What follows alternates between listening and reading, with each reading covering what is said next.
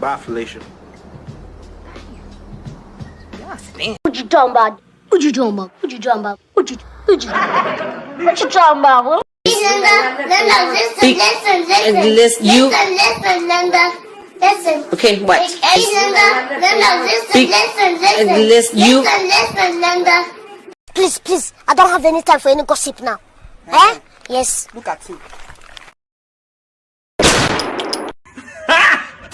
Got him! Got him!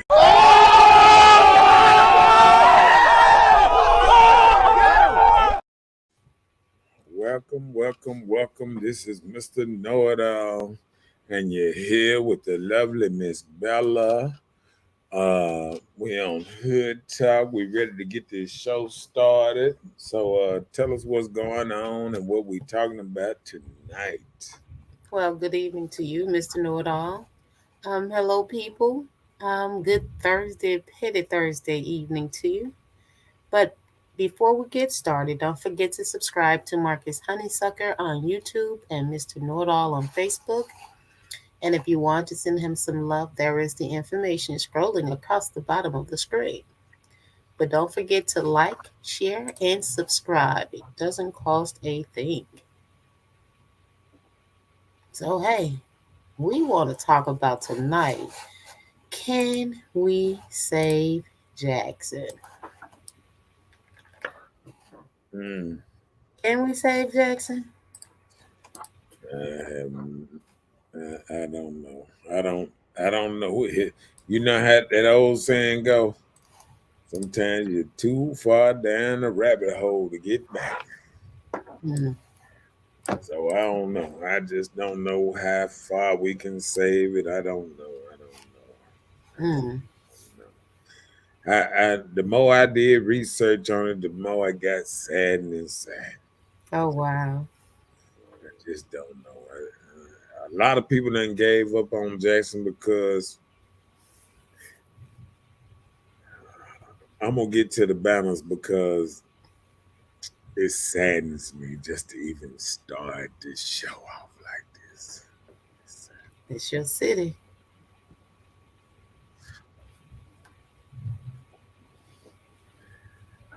You get it? The first one. I don't really know. Can we save Jackson? Hey, I'm on the don't know side as well. I'm not sure. I just don't know. You're going to have to tell me something. That's what I said. I don't know. What you think? It can be done if, we work together. I think a start when they added wait, hold on. I guess they kind of starting on it. I see like in certain parts of the city they started with the habitat housing, trying to place people, a lot of crime ridden area, like there were apartments. They kind of got rid of those and started moving them in other sections and building new housing and things like that. I guess maybe trying to change their environment or something.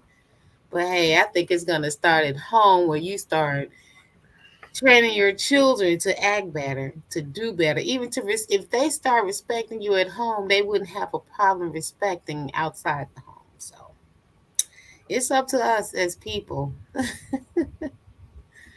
Well, I'm going to have to ask you a question then. Go for it.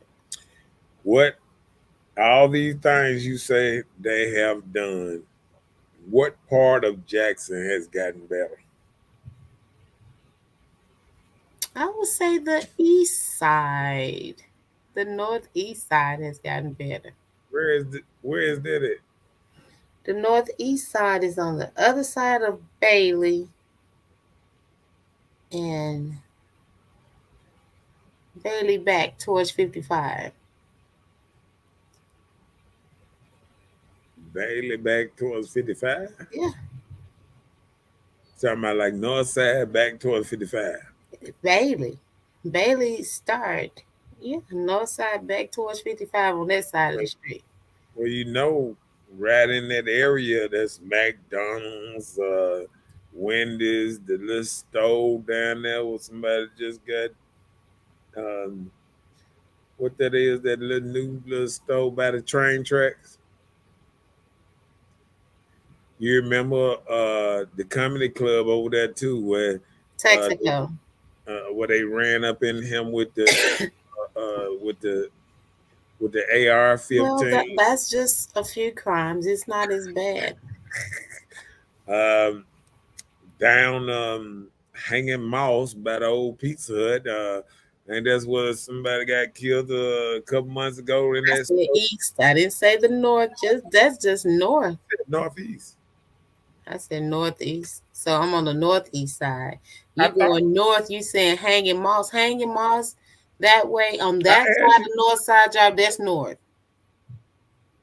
There's one side of North Side Drive goes north, right? I said Bailey, on down towards 55. Okay, when you said northeast, I thought you was talking about like northeast. I mean, what part in it did you say that's good again? I said the northeast. I didn't stutter. Is you talking about right around the train tracks, Bailey, the bottom? I already told you. I no, said I'm saying- yes. Yes. Okay. All right.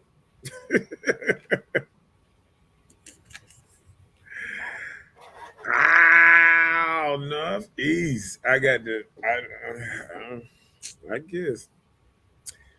So. So which one would you say? What area would you call out deemed to be safe? Safe? That might be a trick question to call any part of Jackson safe. Because even going down by Northside Drive, where you said all the way by the highway, ain't the Waffle House is where the dude did all that shooting? I'm sure he was from the another side. He didn't live over there. Hold on, from churches to Waffle House, ain't that what the shooting I said he didn't live over there. That was a random crime. You just can't stop people from coming in and committing their crimes. Where that happens in Madison? I don't recall.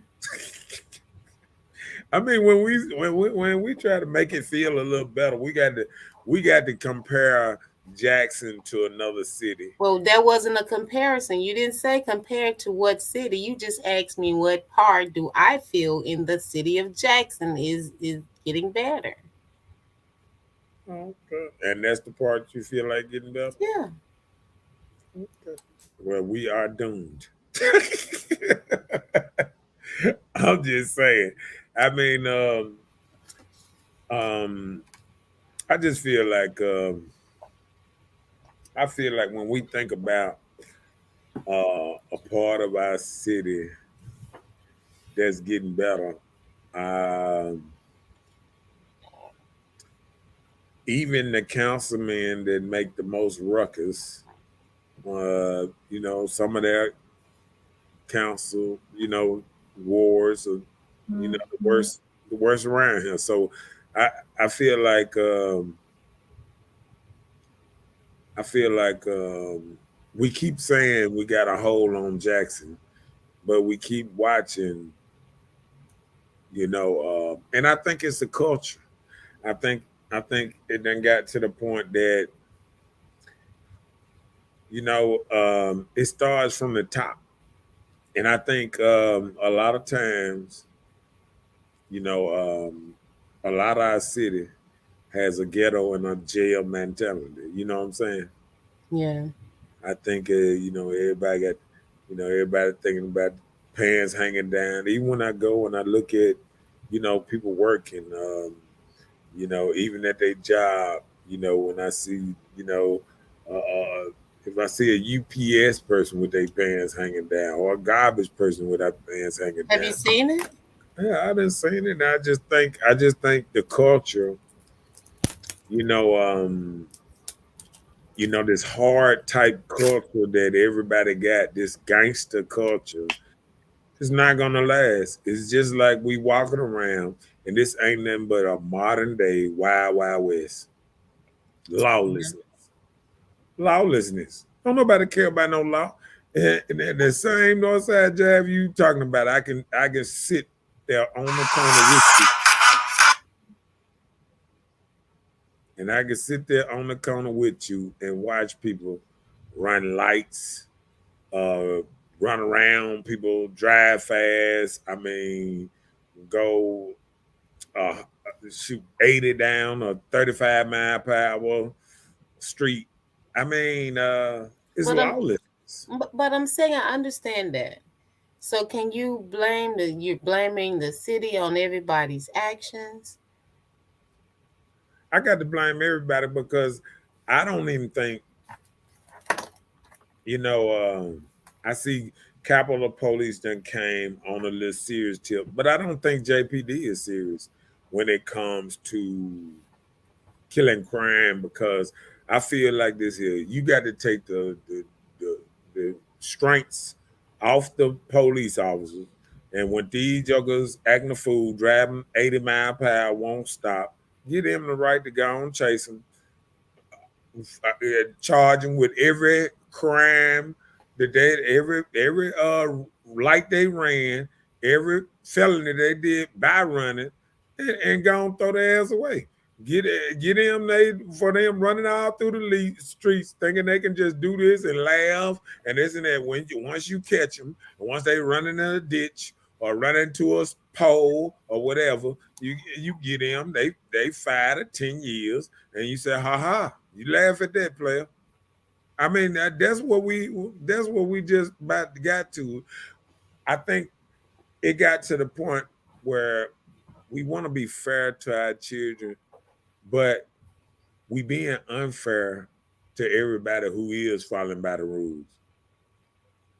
Yeah, by letting everybody break the rules and laugh, and they say, well, as long as I'm breaking the rules, if I break the rules bad enough, they ain't gonna even follow me no more. They're just gonna pull back and let me go and do my thing. That's what happens. I mean, we got to get back to a point that when jokers follow me, it's the same thing. When people crash out and they go in Ridgeland or they go anywhere else and they break laws and they try to run their tail back to Jackson, they chase them all the way back to Jackson, and when they catch them, they gonna put them away. Mm-hmm. You feel what I'm saying? Yeah. And that's just simple fact. So I just think we just got to a place that we have to kill the lawlessness. You know what I'm saying? Yeah. I just think it then got to a place that it's somewhat where we don't care. And I think we got to get to a place that we care again. Can you hear all that in my background? No. Okay. Yeah, but yeah, I just feel like Jackson have made it to a point, and I had this down. Let me hit it down. Here it is. Boom. Read that. Is Jackson another Detroit, Chicago, or Memphis? Can we bounce back to what was ever a good place to live? I don't know what to say. I don't know. It takes more than just one person to do it. We all have to do it together. So. And I keep thinking at one time, I keep thinking to myself, and it's bad because I keep thinking to myself, when have Jackson ever been a good place to live? I would think so. I know coming up, I used to say, "Oh, Jackson is it." Some people has lived here all their lives, and this is what they're used to, and this is what they want to do. No, I'm saying like what year do you feel? I'm just saying, as you got older, I can see when you're growing up. Now you done took yourself back in Pampers and stuff. But I'm just saying, like since you've been grown, when you said, you know what? Yeah, I like living. You know. Well, actually, I like living in Jackson because the cost of living is not expensive as other places. Uh-huh. You know, it's more manageable in the area, you know. Mm-hmm. But even with jobs, you know, it's some okay paying jobs here. I don't think that, you know, it's not as country as people say, you know, but I think Jackson is a nice place to live, you know. Well, Mississippi. Yeah.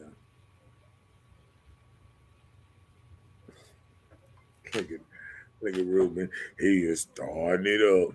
Hey, Ruben. He said, always, What's bro. up, Ruben in his house? But I often hear you say this your town, right? Yeah. So if Jackson is your town, what do you have to say about your town and people living in your town? Well, I think I got a little bit of ghetto-ness in me or something So it's okay. that I don't think it bothered me like it bothered other people because you know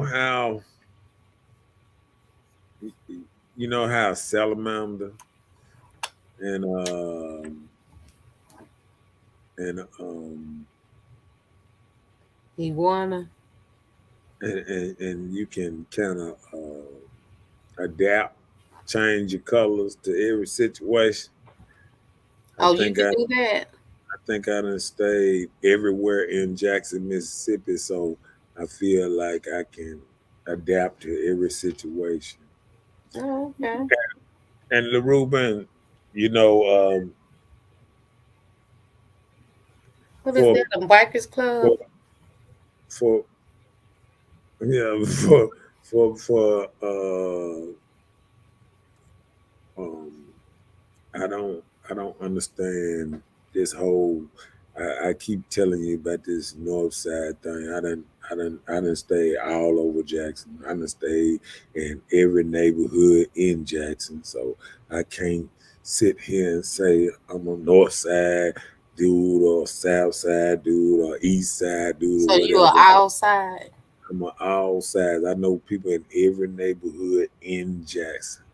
I done stayed in every neighborhood in Jackson. And I almost stayed in every apartment complex in Jackson. So, That's all. you know what I'm saying? So Ruben, I think you have to I think sometimes we have to, and I done stayed all over the world, you know, traveling with the army, but I think sometimes A lot of places. A lot of places in the yeah, world. I need you on the show. Y'all they start making that noise. Yeah, I hear. Yeah, I just think I think because I done stayed all over Jackson, I kind of know it a little bit better. And I know it ain't for a lot of people like it is, like it could be. You know what I'm saying? I think staying around Jackson and watching the culture change, like it used to be a lot of good people in Jackson. And I seen the big movement. And it happened around, I think around about 2000, where I seen a lot of people that stayed in Jackson was hauling ass to Byram and Clinton And the very south side, close to Byram. and the Atlanta and Madison and just getting away from Jackson, going to Texas, Memphis, wherever they could go, just getting away from Jackson. So I think at one time it was a big thing where everybody, and then Jackson didn't help it no better. Frank Milton, he loved Jackson, but he didn't know what the fuck he was doing when he started stirring up Walt's Nest. And I think he went around and he stirred up Walt's Nests and tore down apartment complex and all that. And he didn't understand what he was doing. See, one thing you got to realize about a criminal element, if you got everybody in one spot, you leave them in that one spot. See, it's the same thing about Compton and all these places where they tore down projects and even in Chicago and all that. See, at one time you had everybody in one spot at apartment complex. You knew all the bad people at, it was a little murder rat, and you knew where not to go. Yeah. See, when you start tearing down stuff, and then you tell people, "Oh, here go you a certificate. Now you can move and you can move right beside somebody good now. Now you move the ghetto part right beside somebody good now. Guess what that good person do? I got to go." So what happened was they tore down them apartments. And Frank Milton thought he was doing a hell of a job. He tore down apartments. He tore down apartments you talking about?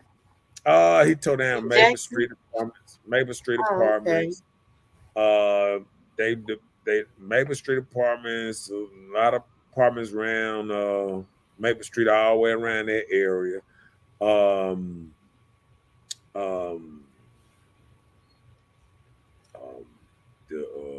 The White Rocks and all, Oh yeah, I forgot about those. Rocks, Tanglewood.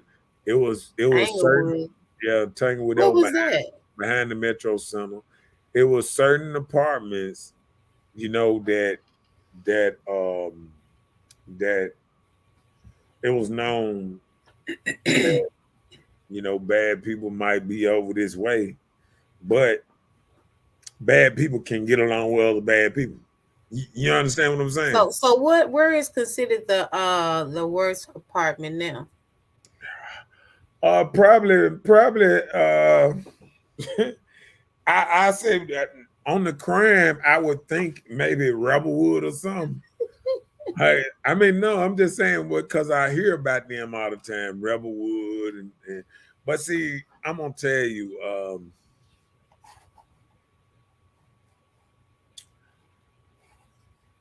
anytime you got apartments that people have to kind of be around each other too much, I mean, like certain people, like you might see what happens is you can get to a point that you think you funneling people into a certain spot or you funneling people over there, but soon they're gonna just start taking over whole neighborhoods, and that was the problem.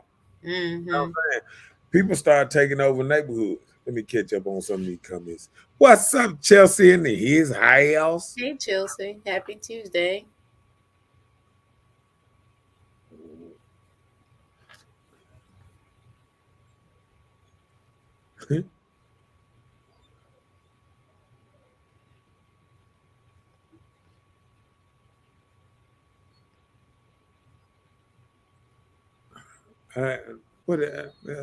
Won't you read that? Won't you read that for Ruben?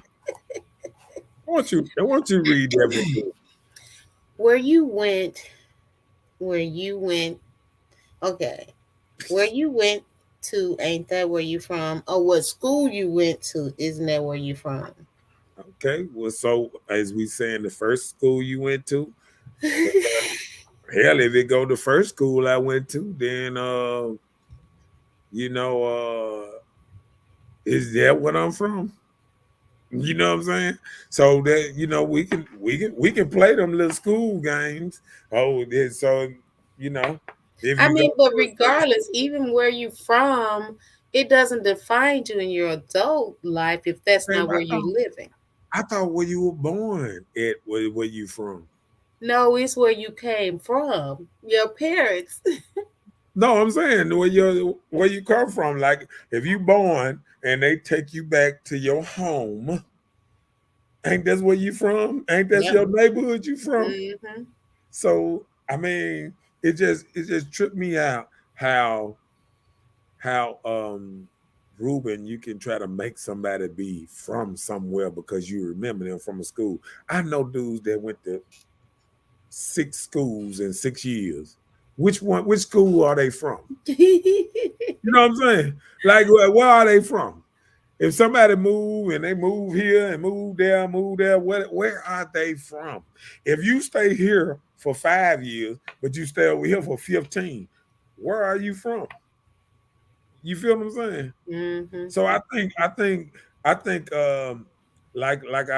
a joker said a long time ago, it's not where you from, it's where you at. Remember that old song? It's not where you from, it's where you at, Ruben. So we can sit there and we can keep on saying where you from, but some people can't even go back to where they from. It's dudes that from Chicago. Can't even go to their own neighborhood. These dudes want to kill them because they done made a little money, moved out, and now they can't even go back. You know what I'm saying? Mm-hmm. So, I mean, where you from or where you claim or where you want to be from? I mean, what? What high school you attended, that don't mean where you from.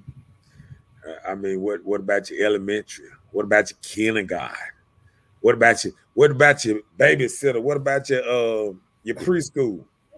We ain't got no love for preschool.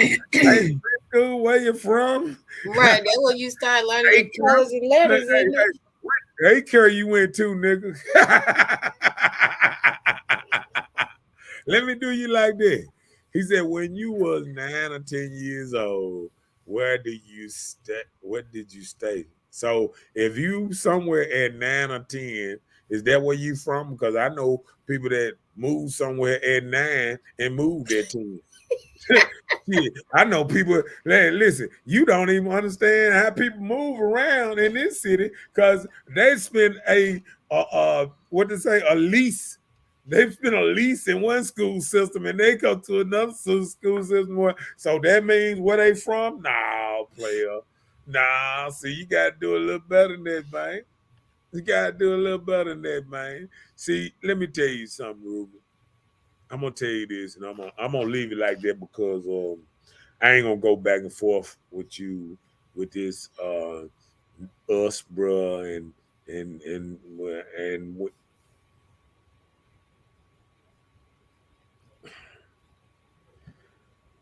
I ain't gonna go back and forth with no what's name because the reason I'm gonna say this because I get mad when we say where we from.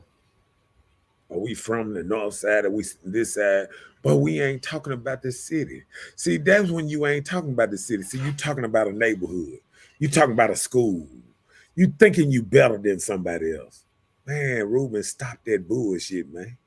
Stop feeling like you better somebody because you in a certain neighborhood, a certain city. Man, bruh, let me tell you something, bro. You got to get off this. See, let me tell you something. See, this the same street. That's the same shit that have niggas killing each other in Chicago. I'm from West Side. I'm from what's name street. I'll kill you for violating my street, man. Fuck your street. Fuck your hood. Man, do you care about the city? Fuck your street. Fuck your neighborhood. Care about the goddamn city, man. I don't want to hear this old street, this old neighborhood shit no more. That let me know you don't really care when you just start pointing out I'm from over here. I'm better than this because I come from over here. Man, you don't give a fuck about the city then. You know what I'm saying? Give a fuck about the city, man. Fuck your neighborhood, fuck your street, fuck your high school. Give a fuck about the city. Because guess what? The high school ain't building up no city. Ain't no schools building up the city. Ain't no churches building up the city because the worst crime is right around the goddamn churches. We got more churches. I was riding down the thing the other day, and I was looking at every business. There used to be a fucking business. Got a fucking cross in front of it. We got more churches in this motherfucker than business. And we think we going somewhere. We going fucking backwards. We going fucking backwards. We got more churches that ain't bringing no paper to the city. Ain't giving no many jobs. They're just taking up housing little things. And we going broke. We going broke. Because these churches ain't paying taxes, and then they raising taxes up on everybody else, and we going broke, man. We going broke because we ain't got businesses. You know what I'm saying? Yeah. Give us some goddamn business. Fuck these goddamn churches on every 5-6 churches on every motherfucking street. What the fuck they doing for the motherfucker? They ain't building nothing. Right. They ain't building nothing. They ain't creating jobs. All they doing is sucking more money out of us. That's all, man.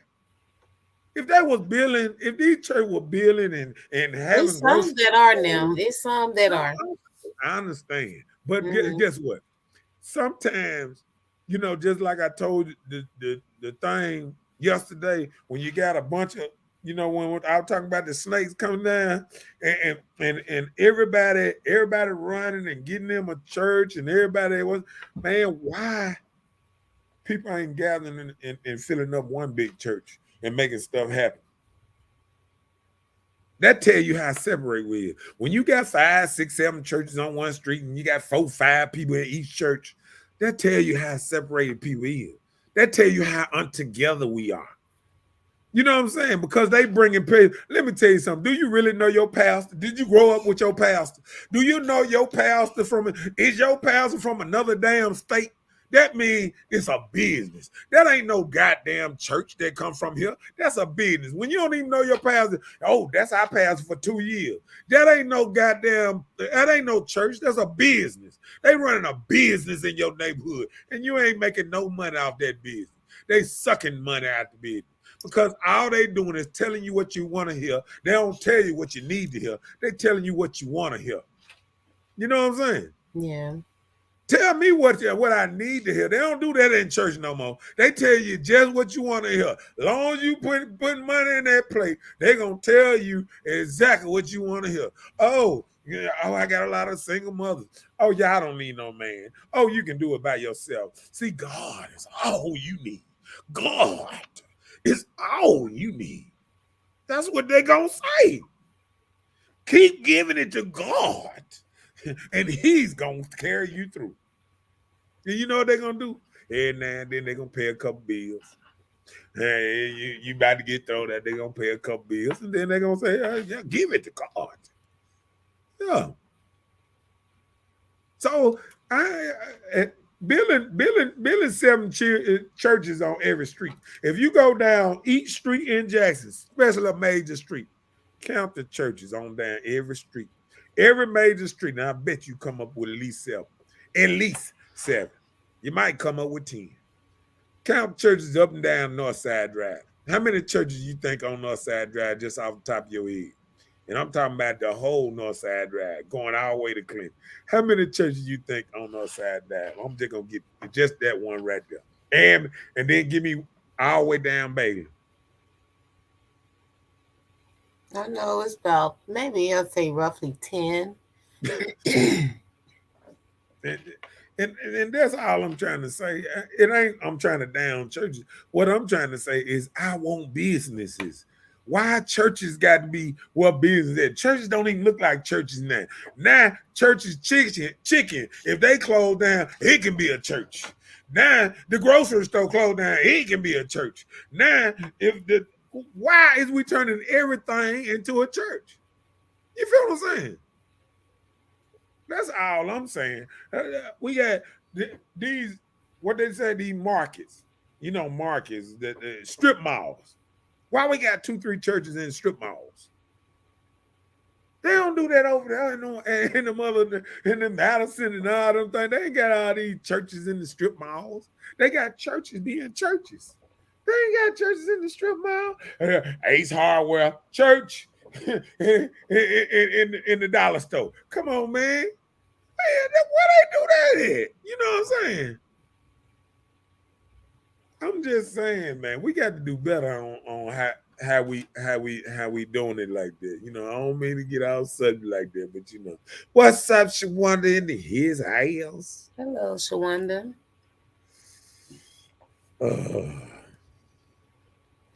Big Dog said, "Get a topic." The topic is, can we save Jackson? That's what we're talking about, LaRuben. Can we? Okay. Said, man, you're telling the truth. Yeah, I mean, you know, I love, the much as I love Jackson, the much as I see it go down, the much as I'm looking at all the business that used to be here, and I turn around. See, I think I told a person the other day, I think because I'm older, and I think young people don't see all the change. See, I remember when Save a Lot was on top of the hill, you know, on Ellis. I remember when Save a Lot was up there, Second Save, and there was a grocery store, and then we had the shoe store beside it. We had the movie theater on the other side of it. All that was vibrant business right there. The dollar store up there. You had the wasn't that a pizza in front of there at first? That was a pizza. I remember Pofo, but that wasn't it a Pizza Hut? Pizza Hut. Isn't it still there? No, it was Pizza Hut first before it was Po-Folks, I think. I don't know. I don't know, but you know, it was something like that. But I'm saying, when I look around, I look at these vibrant like it was over there off of you know, by Metro Center. You know, I looked over there across the street, and that used to be a store behind the steak shop. Remember, it used to be a steak shop where they had steaks and stuff, and they had and then there was the dude that fixed washes and dryers and stuff right there on that corner. You know what I'm saying? See, me, I done seen where it was nothing but businesses over these places. You know what I'm saying? Remember, there used to be a Shoney's, and that's a church. Right. And then you remember where the bank, that's a church. That's what I'm saying. Like everything that used to be a business is a church. It used to be a restaurant right there beside it. That's a church. It's 2 churches right beside each other, right there and right there in Metro Center parking lot. And all this, and they don't realize all this stuff just crumbling down everything else because the churches open up, and then you can't open up certain things close enough to the church. The church make it where you can't open certain businesses up, stuff like that. You know, you can't sell beer, you can't do this, you can't open a club, you can't do this.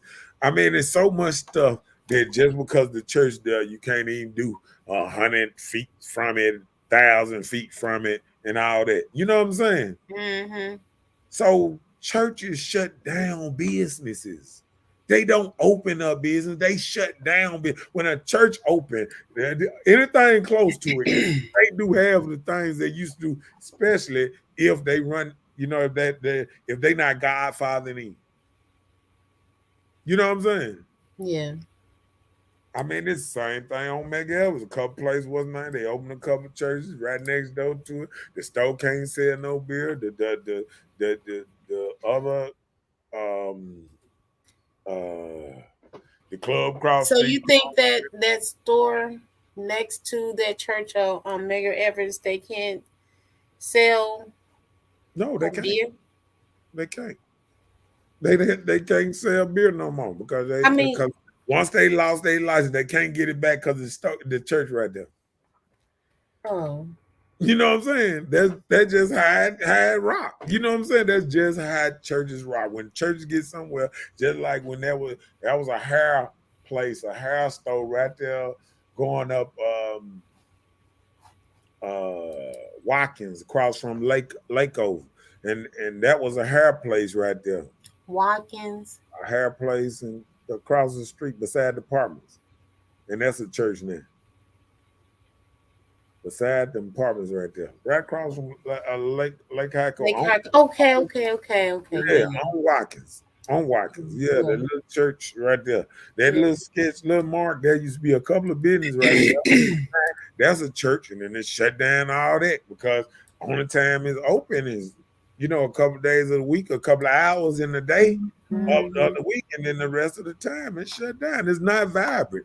Churches are not vibrant to building a city. A joker told me a long time ago. I was listening to a white man on a podcast. He said, "You can tell when a neighborhood gonna be bad when you see a church and a liquor store start going up on every corner." Oh wow! That you can tell when you're in the inner city. You can tell when you're in the inner city when a church and a what's name is goes up on every corner. Ain't that something?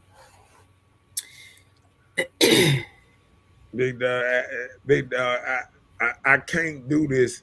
We Leos must always lead. I think it's a lot of people are leaders, just like LeBron James. LeBron James ain't no Leo, but he a leader. Yeah, he does the right thing. You know what I'm saying? He got a school. He does positive stuff. I think a lot of people is not about. See, that's our problem. We can't get into this Leo stuff. We can't get into this horoscope stuff. We can't get into this side of town. We got to change as a whole for our generation to survive. We got to change as a whole. And we got to teach our kids better. We got to do our kids. We got to be like, hey, I ain't gonna feed you just junk food. I ain't gonna feed you just sugar. I ain't gonna feed you. You know what I'm saying? I ain't gonna just feed you what you like. I'm gonna feed you what you need. And see, that's where we get to this point that we want our children to be better than us, and we are actually making them worse. We making them more spoiled. We making them more thinking that life is all grandy and this and that. And life is about a lot of hard work and dedication to something. Yeah, he said a mouthful then. He said, it's going to be hard, but man, I'll try my best. I think he was talking about when I gave the subject again. I guess I pronounced it all right. I'll just say Mr. Manson. I always wanted to come there, but I was afraid to come for some reason. I don't know, but when you're talking about it, man, you made me want to come there. Come and check out Jackson. When we were growing up, brothers didn't go to church. A lot of people weren't exposed to church. When we was growing up, brothers didn't go to. I went to church every Sunday. I don't know what brothers didn't go to church. No, it's a lot of people that didn't go to church, and we used to be poke fun because we had to go at least 3-4 times a week. Well, I'm gonna tell you what happened to me. I went so much when I was 30, and my mama asked me, well, it wasn't my mom, it was somebody asked me. They was like, hey, why you go to church? I said, I graduated. I did my 30 years. I said, you can graduate from school, you can graduate from college. Why I can't graduate from church? I done did my 30 years. I mean, what are they teaching me new? You know what I'm saying? Like they're like in the church, you can literally look at the preacher and I almost know exactly what he gonna say. If you go to church enough, you can sing what he finna sing, you can hum what he gonna hum, and you can. I knew it was the blood for me. Listen, people go to church to fellowship and dwell among each other. Yeah. Like really like to be a for togetherness within each other, Some people don't, but Yeah. But we ain't getting into that either. I make it hard on. I'm just saying, man. I just think. Let me catch up with you. Who said? Okay. Shawanda said, "Change as a whole, right? Yes, that's what we need." Yeah. See, I don't like to do the whole, Leos, Scorpios, and all this old type of Gemini. I'm a Gemini. I'm so special. No, man. All us special. We got to, and it's going to take all us to change it. We all got to change a little bit by a little bit. We got to start. I put some things down here. Let me see. Bam. Whoever said, "Let me move to Jackson, Mississippi for a better life," who didn't already stay in Mississippi? Let's keep it real. If you know about it, you would not come. I'm just saying that whoever said, "Let me move to Jackson, Mississippi for a better life." I'm just saying, when have you ever heard somebody say that? I've heard somebody say that, and I guarantee you, he came here and tried 2 years, he was gone. He's like, Yeah, I can't do it. It's not like it used to be. All right. See, I'm gonna get through this because I want to just talk for a minute.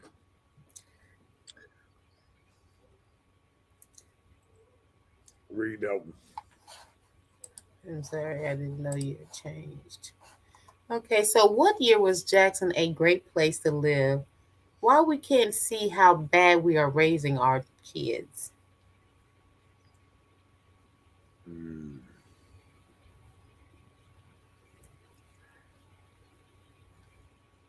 What year was Jackson a great place to live? There you go, Ruben. Answer that question, Ruben. Give me a year. What Jackson was a great place to live. It was vibrant then, huh? Hey, because Ruben said he ran out of Jackson, didn't he? Did he say that on one of the shows? What year you ran out of Jackson? What day you realized it was not great for me to stay here? Ruben said, "I don't go to church." No, I don't go to church like that, but I go. Right. How many funerals you had to go to this year? God, that's what a lot of people going to church for. 4, 5 of them, I mean. At least I win. Uh-oh. He said, "Jackson ain't the problem. It's us, real talk." What the hell? Who the hell you think in Jackson? Who is us?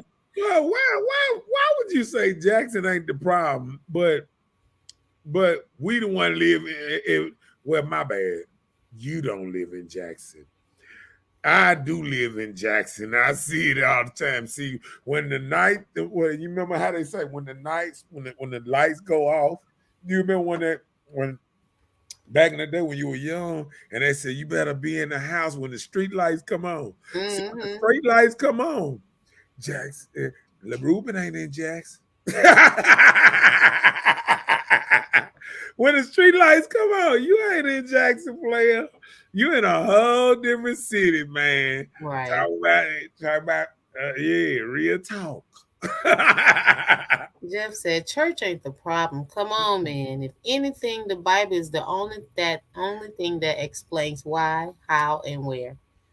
Well, yeah, boy, we gonna fight. You need to put that phone down or whatever. Hey, listen. It's picking up my voice. You need to move that. Listen, though. I understand. Listen, I ain't saying church the problem, but can you say church is the solution? Because we got a church on every corner. So if church is the solution, and many churches we got in Jackson, we should never have a shooting. He said church isn't the problem. Right. That's what he said. Church ain't the problem. In many churches we got on every corner, we should be the safest city on earth. But listen. Church don't make you safe. No, listen. Hold on. Why church don't make you safe? Church don't make you safe. That's what I'm saying. Why I don't? If the people that go into church are that same people. We are the church. We are all humans. Humans going to church together. We all going to this building. We're seeking some type of comfort or going there expecting something to be heard or encouraging for us. We go to church. Fellowshipping together. We going to this building. All of these humans together. Listen. Everybody going with the open heart, probably. Well, not everybody. Some people go to hear the choir sing. And look, and I'm gonna do this too. I went to the church the first 30 years of my life. Period. You know what I'm saying? First 30 years of my life. Guess what? I went to jail the most the first 30 years of my life. After you don't blame that on the church. I'm just saying. Church didn't make me that better person. Like but listen, that's in life. Let me tell you, that's just like an example in life. If you want to do better in life, you change up some things. So if you wanted to seek something to make it more positive out of going to church, you could have gotten that too. But hey, you had to wait till later in life, and maybe you just not doing some of the things you were doing back then to keep you from going to jail. Maybe it's called growth.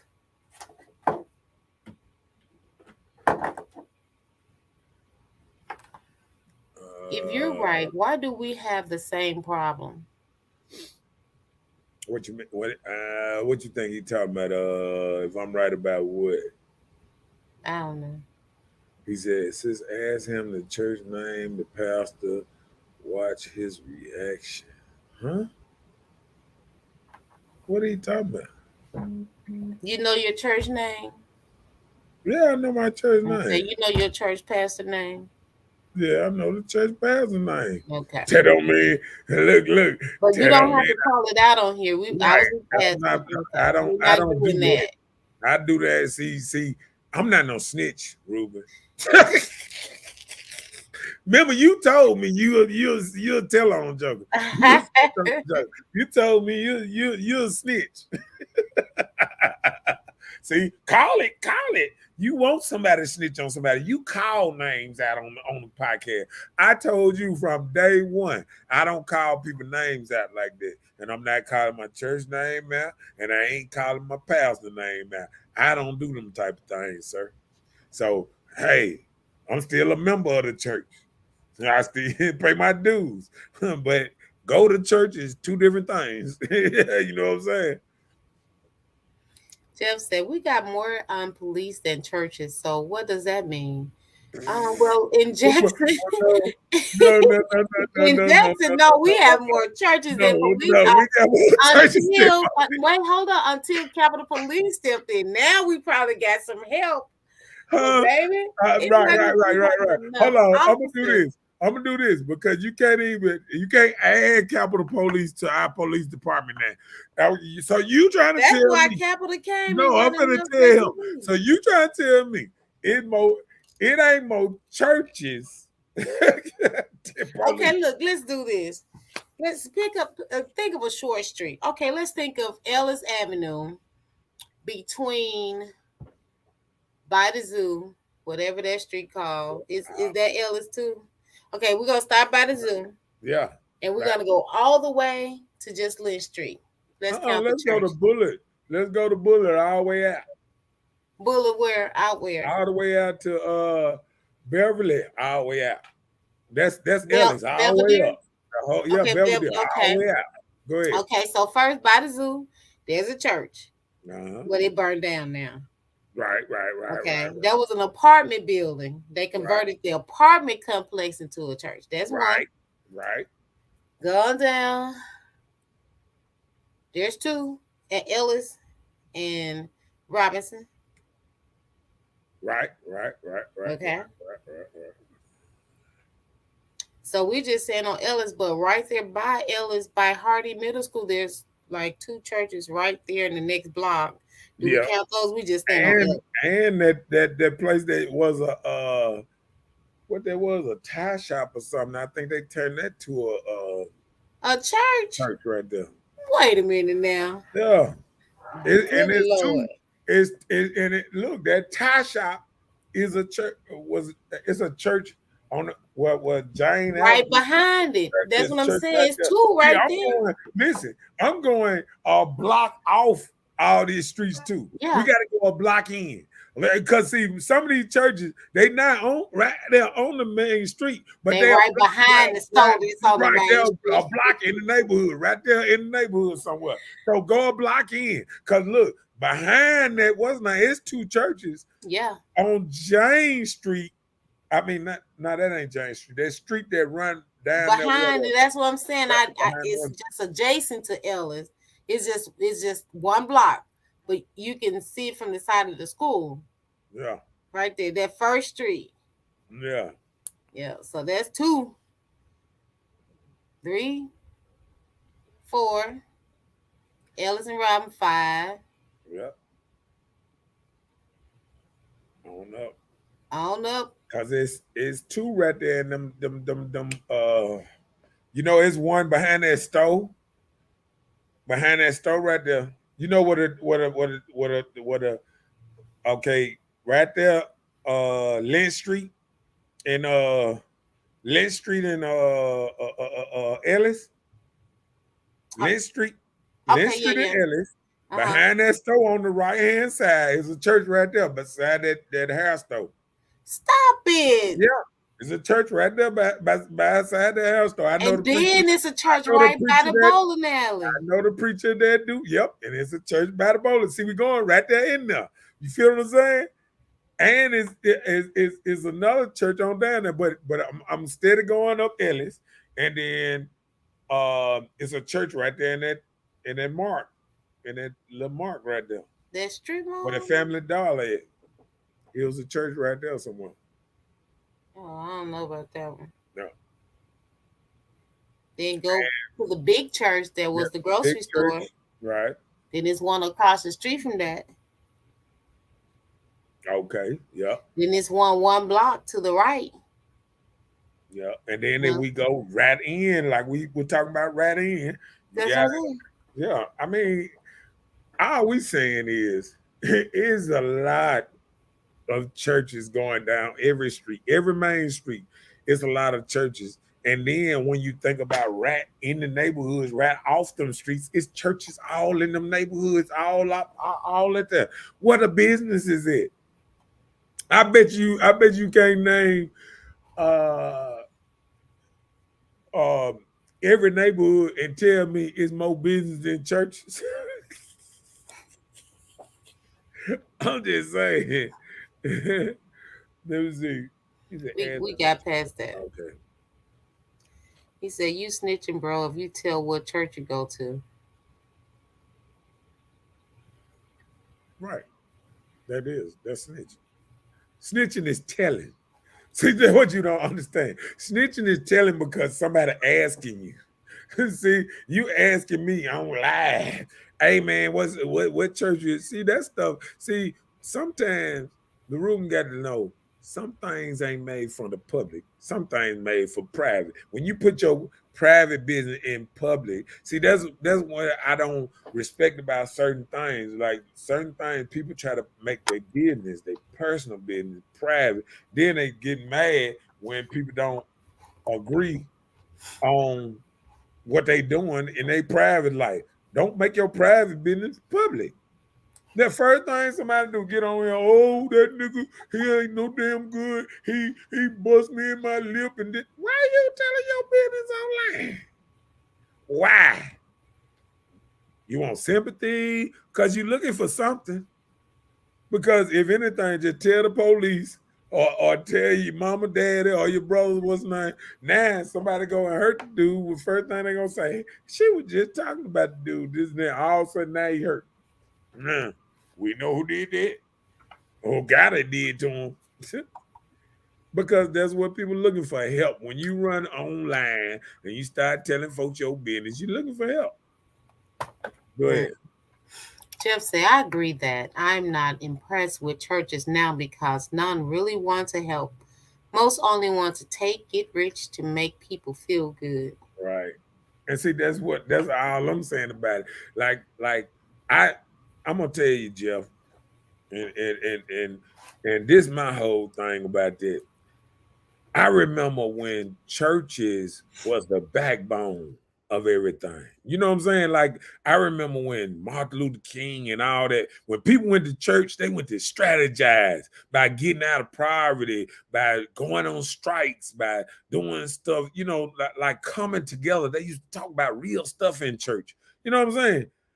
Man, if you talking about anything other than a verse in church, they gonna or the preacher fund or the building fund or whatever, you're gonna get kicked, you're gonna get ran out of church.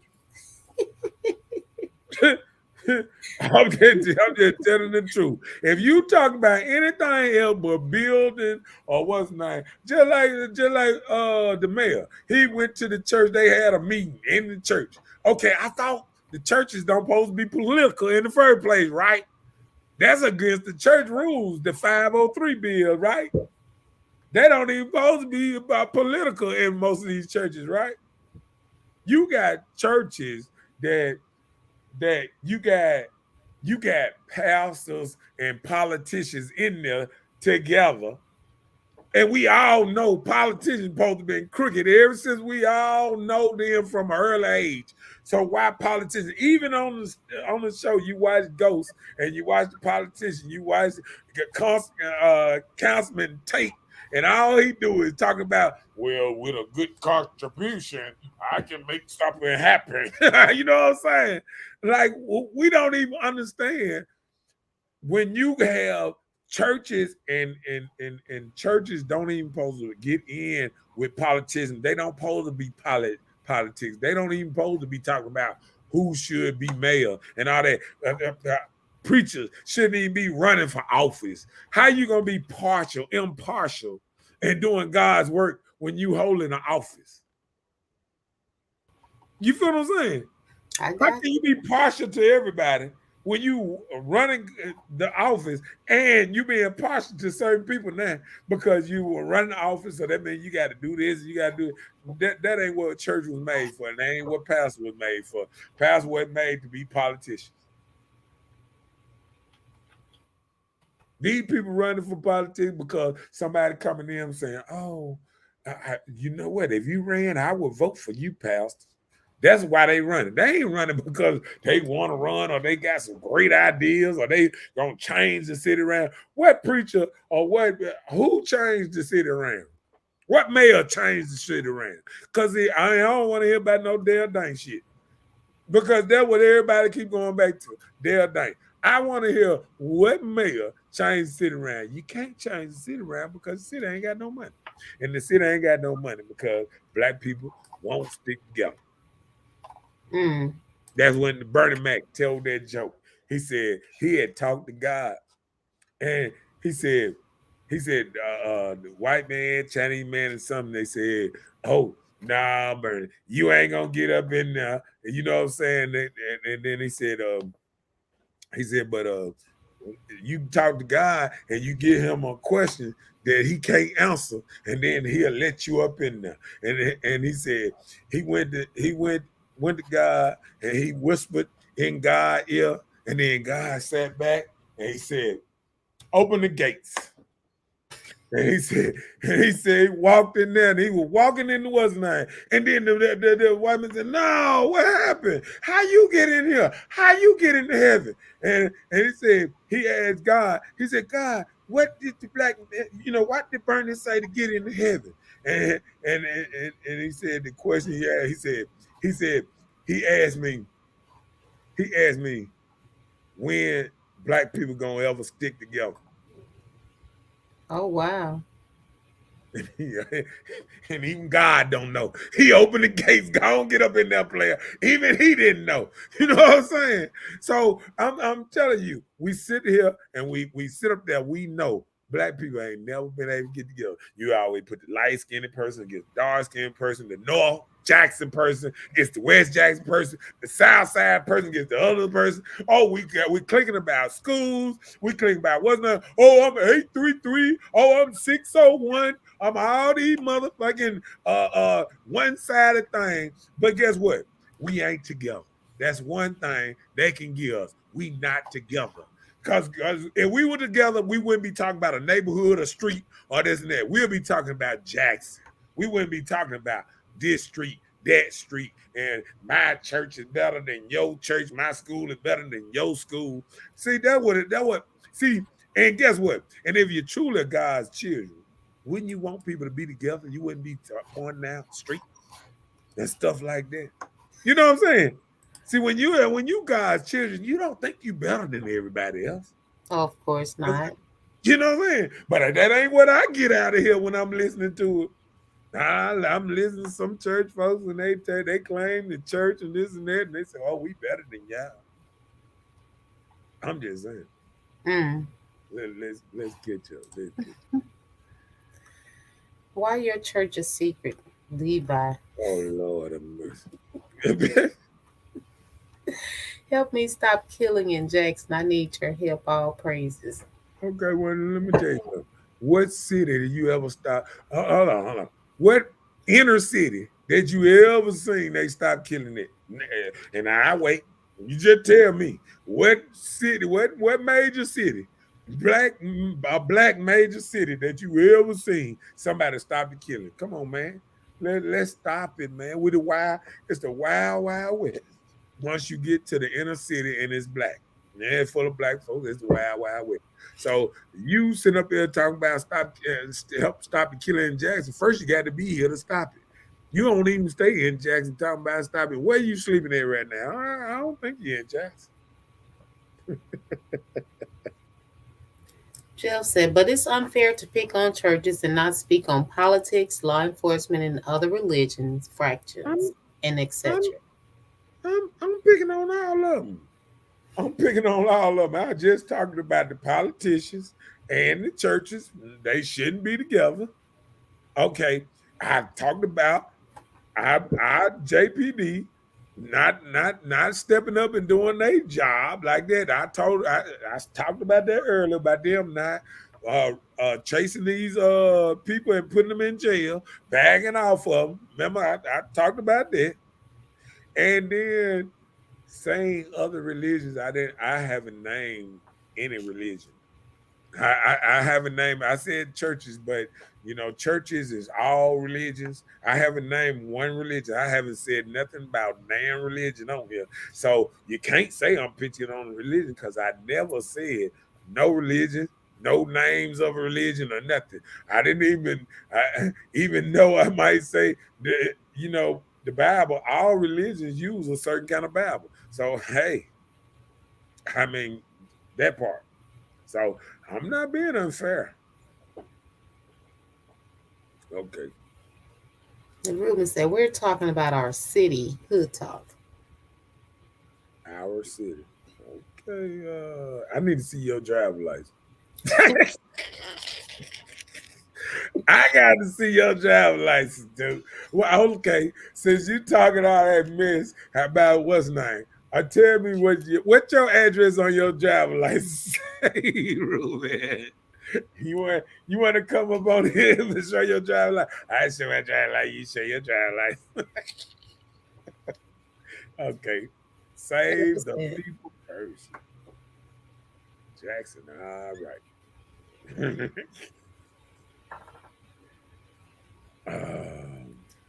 How is the How Mr. Know-It-All helping change Jackson?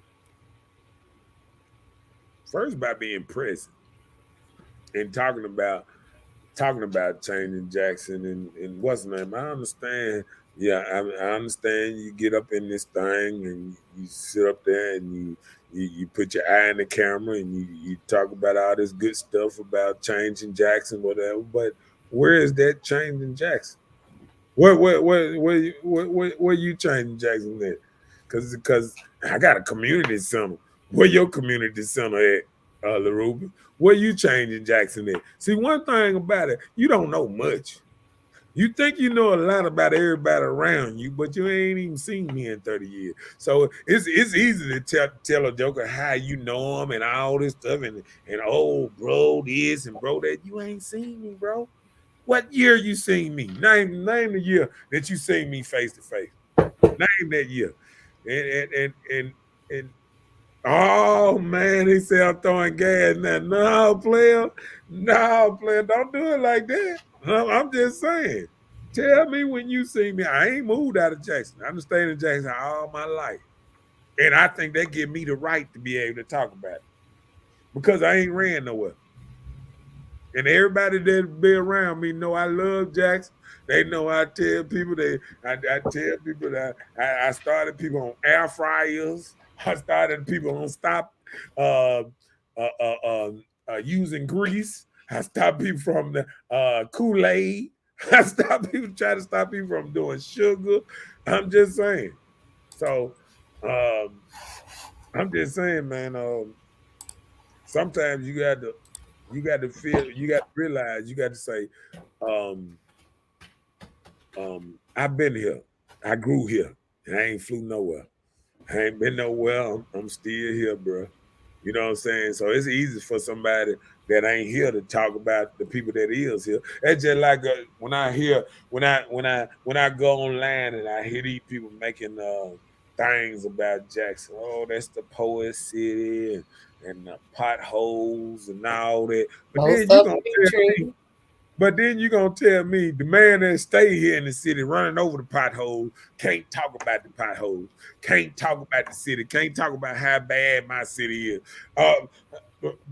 The only way to save a city, first you got to uncover the city. You got to let it know its problems. Acknowledge it.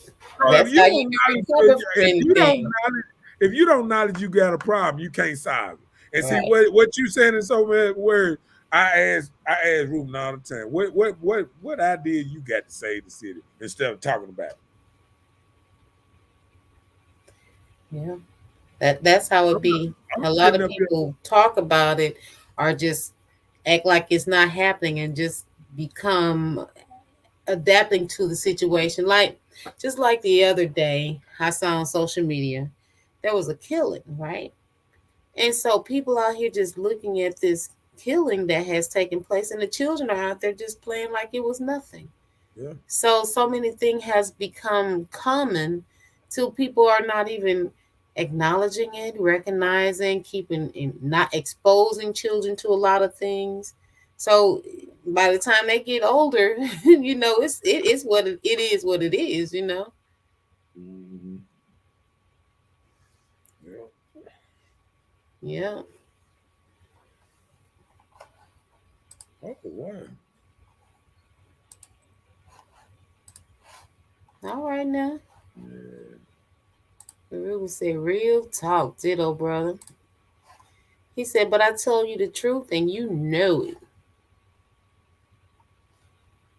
Is that true? He said what? Ruben said he tells you the truth and you know it. Yeah, I mean, what truth? Telling me that telling me to help you save Jackson. Save Jackson from what? What can we save Jackson from? See, that's what I'm saying. See, he said what's coming is our people being fake. I mean, when you say fake, what you mean about fake? I mean, when you say our people are being fake, and what you mean about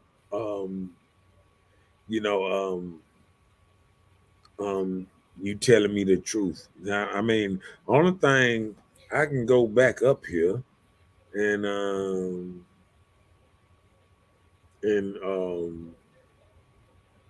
only thing I heard you say to me is, bruh, help me stop the killing in Jackson, which we know if we having killings. I mean, how can you save the next generation unless you saving the kids from the dope? I mean, because unless you sitting up here, because we have became a society where everybody in the house, most people are being influenced by your parents. You know what I'm saying? So without you influencing parents or influencing the people, how can you get to the kids? You know what I'm saying? Well, you know what I can say? There are some people that are trying to reach out to these young boys early, right? I know this man, he put in time with these two young boys and they don't have a father in their home, but he put in time and be like that figure that can direct boys into the directions they need to go. And you can see the change in them, the difference. They're not as scary as they used to be and running from this and that. They really developing boy standards within them just from being around somebody to set standards and influence. So just like that, if that man can go and be a part of these kids' lives, I'm sure that most guys can go out and be a mentor to, guys as well. Yeah. It makes a difference. Yeah. I agree. My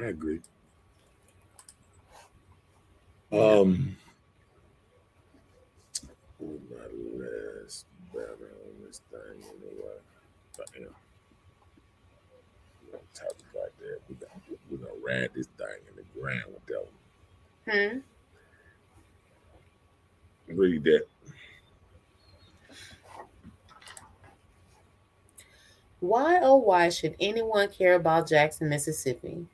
Do we care? Do we dump all over the city, throw trash out the window, walk by trash on the ground in our own yard? I've seen people throw an entire bag of food or something out the window. Right.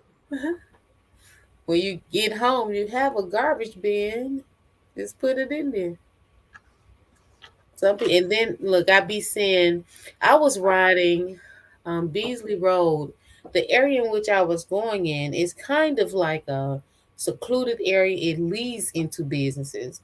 But going in towards the businesses, there were couches, like maybe ducks from like AC stuff, just piles. People just making it a dump instead of you can go another mile or so to the dump. It's not far from where I saw this stuff at. But I guess they trying to save a penny and not caring about the city. Yeah.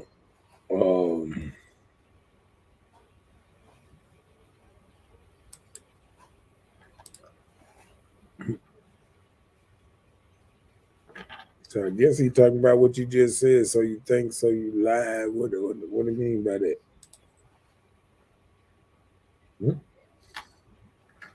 I got to know exactly what he talking about. Yeah, we gotta know.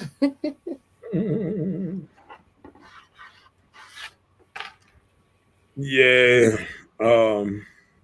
Yeah.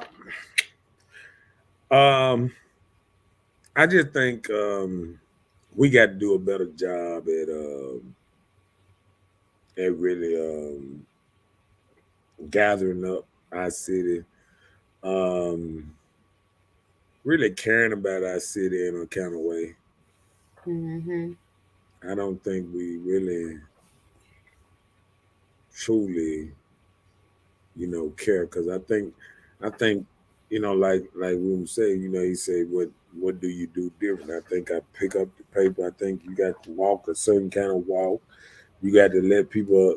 You got to show somebody, because I'm gonna tell you this. It don't matter. A lot of stuff that how the kids become better. First, they got to have a mom that can allow them to be better.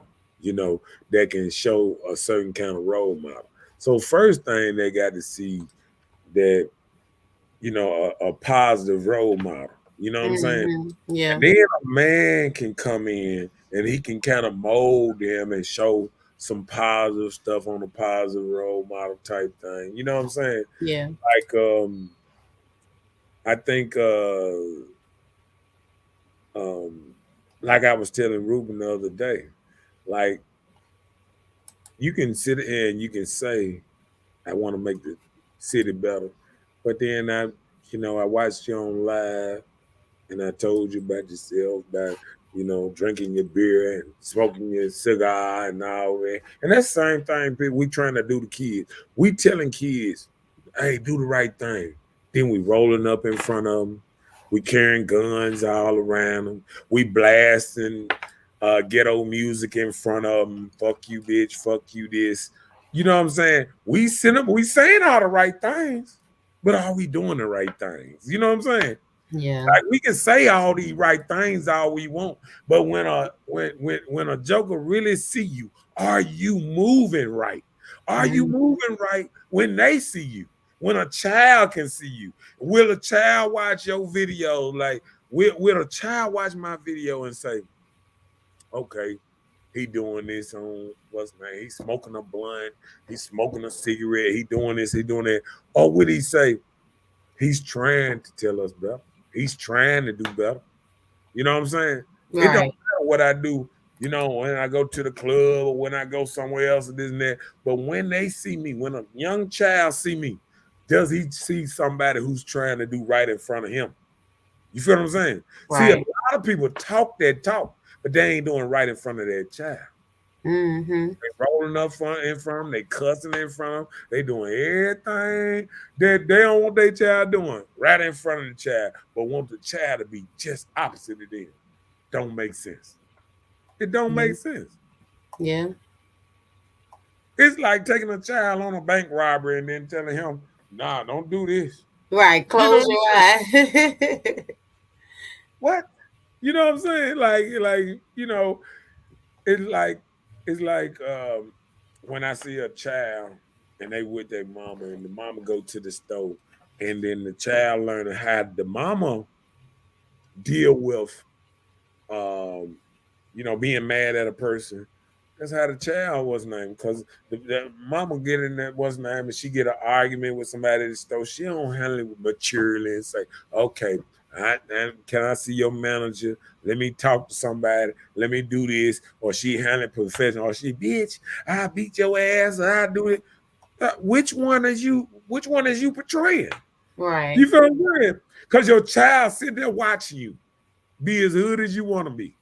But then you telling your child to be good. It don't make sense. You know what I'm saying? I tell people all the time. Like I didn't sit up there, even some of my boys, like I really had to, you know, reevaluate myself. Even, you know, just, you know, what's name, because I'm sitting up there saying, okay, we trying to teach the child to be better. But then we trying to tell him, don't be like me. Right. It don't make sense. Because then you saying I'm not a good person. So who can be his role model if his dad and mama can't be a role model? That's the truth. And that's why I said about this ghetto man thing. We run around, we won't raise good kids, but when we want tattoos on our eyes, our neck, you know what I'm saying, all drips all down you, what's the name? And then you think you're gonna raise a good child. Right. You know what I'm saying? I agree with you. We putting purple hair, green hair in babies. We putting weave down little babies' hair, all that. We doing everything that our mamas taught us not to do, and we doing it to our children because we said, "Oh, things have changed." No, being a good person haven't changed. We just not being good people around here, especially in the inner city. Because guess what? Once I travel out of Jackson, people act totally different. They move totally different. Yep. Now, let me tell you something. If you ride around Jackson for a little while and you just ride to any other place, you can ride to Byron, you can ride to Pearl, you can ride to, you can go to Dogwood, you can go to Madison. People move and talk totally different. Right. Totally different. It's like night and day. The movement and everything. How people just come to the store with the hair and, you know, looking crazy and all that stuff with the flip. They don't have on bonnets. I mean, you know, half dressed, titties hanging out. I mean, you don't see that same type of energy in nicer neighborhoods. Mm-hmm. So the first thing we got to do if we want stuff to be better, we got to figure out how to stop being so damn ghetto in front of our kids.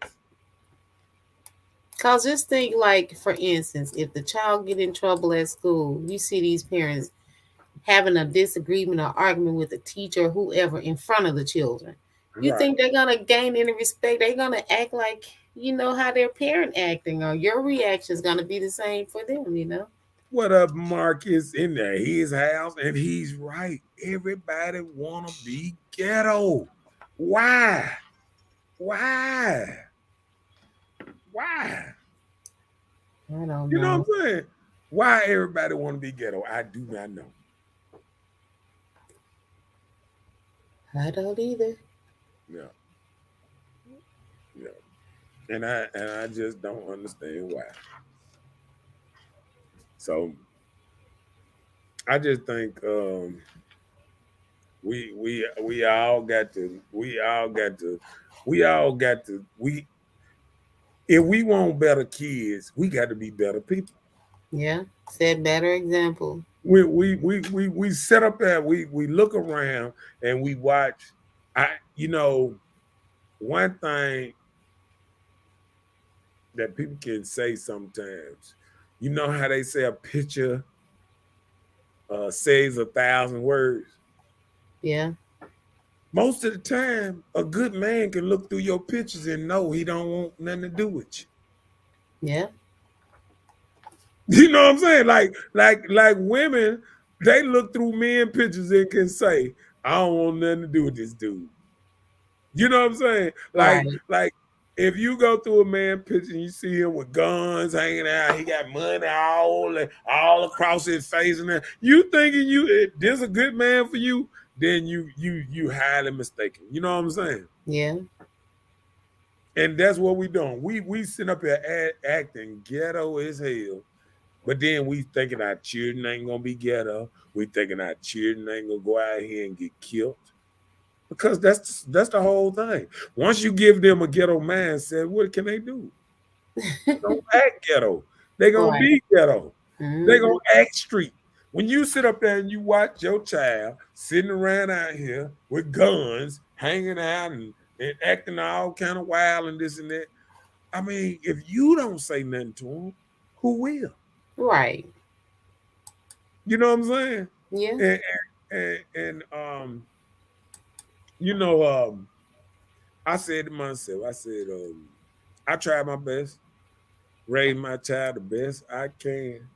And once a child hit a certain age, you got to think of your thing, even if your child don't really like you, that you raise that child to make it in this world. Because that's what it's all about. Right. You know what I'm saying? Mm-hmm. You either make your child to be a jailbird or you making him to make it in this world. Because once you put your child if you put your child on drugs or you teach your child to be a part animal, you already putting them a couple of steps behind the boat. Yeah. You know what I'm saying? Yeah. Because guess what? Things ain't getting easier. It's getting hard. You know what I'm saying? It's getting harder. And guess what? I heard today that the people, they say AI has got so intelligent that they scared to release it because they said the whole world would change. It would change. Yeah. It would change so bad because it would put so many people out of work. They said the AI has got so advanced now that they scared to release it. They scared to release it. They scared if they release it, y'all gonna go crazy because they ain't gonna need you no more. You know what I'm saying?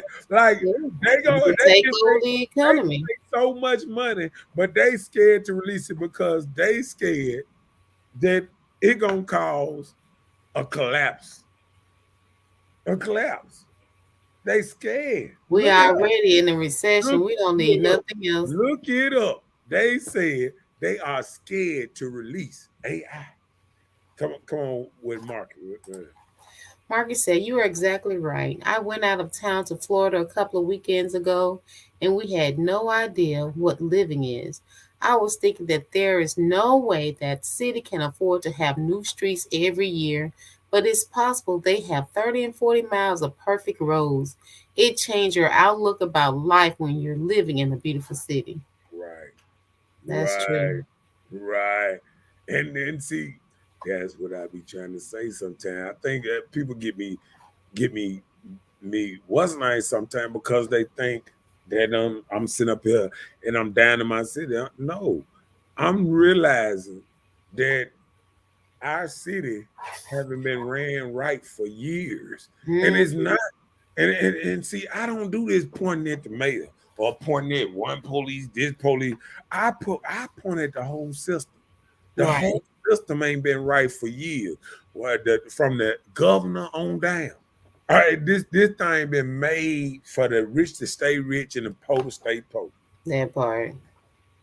That's why Joker hardly want to give people good living. That's why a lot of people. That's why a lot of entrepreneurs got to get out there and get it themselves. You can't. You got to make a way your own self. You can't go out here and think you just gonna be out here and living it up or whatever, because it's people watching all the time and they ain't not giving you nothing. AI Mhm. man, people don't even feel like, and that's artificial intelligence. It's so advanced. So guess what? It's so advanced. Guess what? They don't even need security at VA no more. I went in the VA for a little hospital thing the other day, and Mm. I go up there now. They ain't got no security at the front door no more. I said, "What the hell going on? What the hell going on? What happened up here?" Guess what? They said that it done got so advanced up there that they got stuff examining you on both sides to see if you, yeah, once you walk through them doors, they know if you got a weapon on you. Oh wow! So they done put And the officers out there. ain't no security guards at the front door. They just running around doing certain things now. They ain't at the front door now, but they watching. And if Oh you got a wow! gun, if you walk through that thing with a gun on you or a weapon on you, they know it. That's how good AI it is on the front door right now. And guess what? Mhm. It's finna move to each and every little supermarket and all that. Once you walk in there, they already know what you got on. They already know what you walking in there with and everything. I'm telling you, this stuff gonna change the game. Change the game. I sit up Mhm. there now. You can do your research on it because listen. See, I tell you. See, I talk what I know. I don't talk what I want to believe. And Right. I talk as in what's going on right now. See, you know me. Ever since we did the podcast, I told you. Even when I used to look at stuff, I used to look at certain videos that say, what jobs gonna lose in 10 years? What jobs ain't gonna be here in 20 years? What guy and Yep. here's what I was telling people. Oh, your bank tellers, y'all better look for another job. Oh, you people that work at the paper plant, y'all better look for another job. And they done close all them little places that I sit up there and told them that they better start looking for another job. Cause man, this AI and all this stuff is changing the game. I'm Yep. telling you, man. People think I'm playing. Yeah, I'm telling you, people think I'm playing. Do your research. Yep. I was straight scared. And look, at what they told me. They said everybody do the same thing. Because I was looking around the corner like, security go. Man, security. Because I'm like, man, somebody might come up in here like, Right. they're like, nah.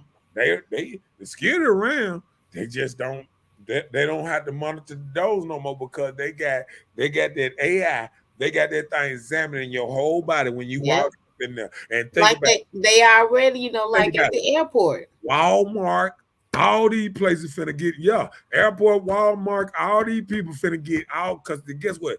That is a part of artificial intelligence. See, everybody thinking this is, because guess what? Now you don't need, all you got to do is put some undercovers around now. Yep. You don't need no security guard, just a badge and this and that. That joker walking around looking like he's a hospital man. Ready ready to rest your ass, just like at the airport, just like marshals on the airplane and stuff like that.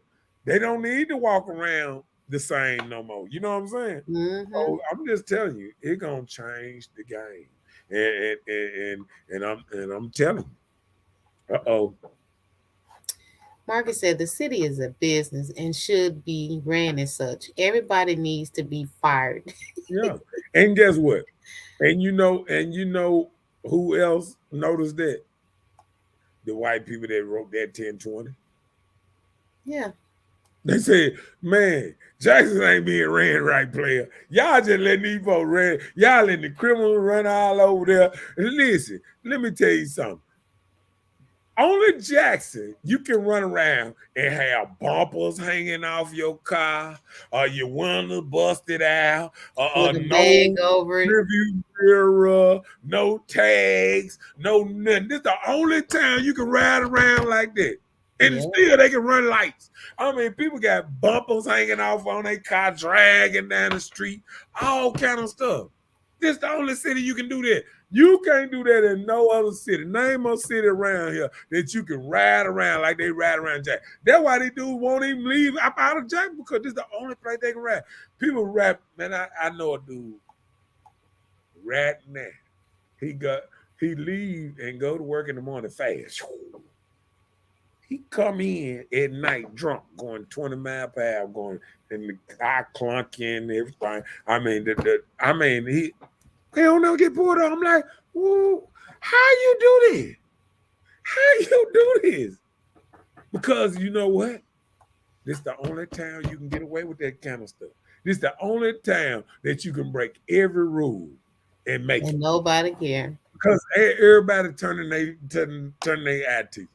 They turn their head. The police, all of them, they turn their head. Dang.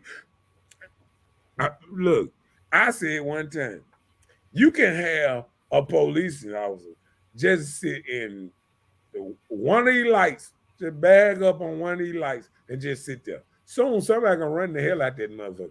Mm-hmm. And ain't gonna run it slow. They gonna run that thing, yow, and gone. And they can just chase just them dudes. That's all they had to do is chase them dudes. But we ain't even getting it.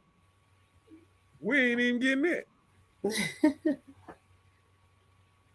And all I want to see is people care. People at least play like you care in the light. See, you remember how you used to say, you know how they used to say the freaks come out at night. You remember the song "Freaks Come Out at Night"? Oh, the freaks come out. But you know what? The freaks come out at 8 o'clock in the morning now. They be at the stove, just looking crazy, 8 different colors in their head, all kind. I mean, dude, you'll see a freak in the middle of the day. I mean, with no problem. Listen, we have no limits on. Nobody got a limit on how they act no more. You know what I'm saying? Nobody got a limit on how they act. We don't have no morals, no limits on how we act. We just act however we want to act now. Yeah. When you seen somebody act different? Not these days. People be like, I move where I want to move. I'm just saying, man. Like I think every time you have to have some kind of morals about yourself on how you move. And I think we done lost the morals a long time ago. You know what I'm saying? Yeah. I just think, we gonna get to a place that we gonna notice how bad the morals have been lost. You know what I'm saying? We're gonna see it. So I just think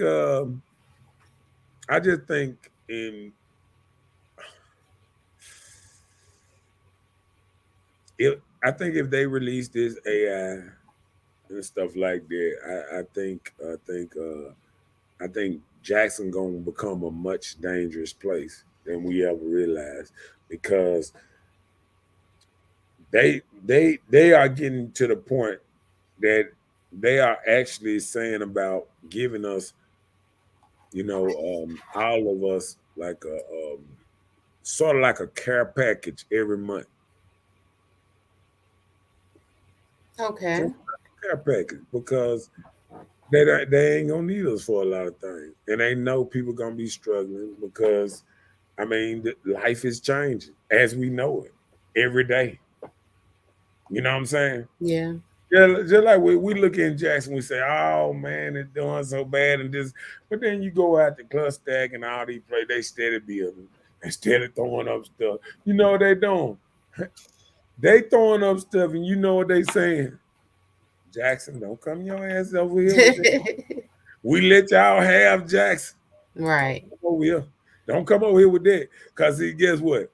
All they doing is getting more police ready for everything around Jackson. And guess what? Cap police and all that for the contain Jackson. That's Yeah. all. To contain Jackson. Because Jackson gonna get much worse because we moving around like we don't have a care in the world. Mm-hmm. And not doing nothing. Most people, I'm gonna tell you this, and I hate to say it like this. Most people around here living for a blunt and a drink. Oh wow. That's not good. You know what I'm saying? Read that. Read that from Mark. Marcus said, I came to the reality with Jackson and it's sad, but I just think there's no hope for us. We are in the poorest state in the nation. Jackson is just one big ass ghetto and it's getting worse. And don't think that we the biggest state in the nation too. We the most largest state. We the most diabetes, What most you mean unhealthiest largest? state. Are you No, saying with obesity? obesity, Okay, yes. health wise, and everything. Yep. He said, come spend your money here and take your ass back to the ghetto, Jackson. That's what they saying. You Right. see how Jackson doesn't And even have a mall. What they does guess that what? tell you? We go all the way to Flowood, and let Yeah, me to tell you, shop. I rather buy 9 days. I just rather buy my stuff offline than to go all the way to Flowood to give them our money, and I know they throwing a finger sign as they watch you cross back over to Jackson, going back over to your place. When they see Hines County, they just say, "Okay, you can shop, but after 10, you better be gone." Right. Don't be And hanging around that's there. how they live. After 10 o'clock, they don't want you in their city no more. Mm-hmm. All right, we got Jeff Jeff. said Deuteronomy 28 and 15 explain where we are and how we got here or how to change it. No other way, period. So many of our kids hitting new hits and doing things at ages we only could dream of. They start off early. They do it. Some of these kids has probably done a lot of things that some adults hadn't even gotten into yet, or experienced that adults haven't gotten into yet. And guess what? And I'm gonna tell you, the kids are coming up, and they figure the reason they don't have respect for a lot of us because they figuring we slow. We don't make a lot of us don't make good money. So when the kids look at you and they ain't got respect for you, they looking at everybody on the Instagram and all that, and they seeing all these people flashing money and this and that and all that, and they saying, "Well, why my people ain't got money? Why my mama ain't got a car? Why my dad ain't got a car?" Yeah. See, that's right there is a level of respect. See, when your children see that you ain't got much, they looking at you and saying, "My mama and dad ain't a go-getter. I'm gonna be a go-getter. I'm gonna be opposite from them." So guess what? They gonna stop listening to you because they done lost respect. See, people think the kids don't listen to them because they don't love them. No, they lost respect. They lost respect for how you move. You know what I'm saying? Yeah. How can you teach your child to do a certain kind of thing and you can't do a certain kind of thing? Yeah. It's the respect thing. And people don't even realize that. Like,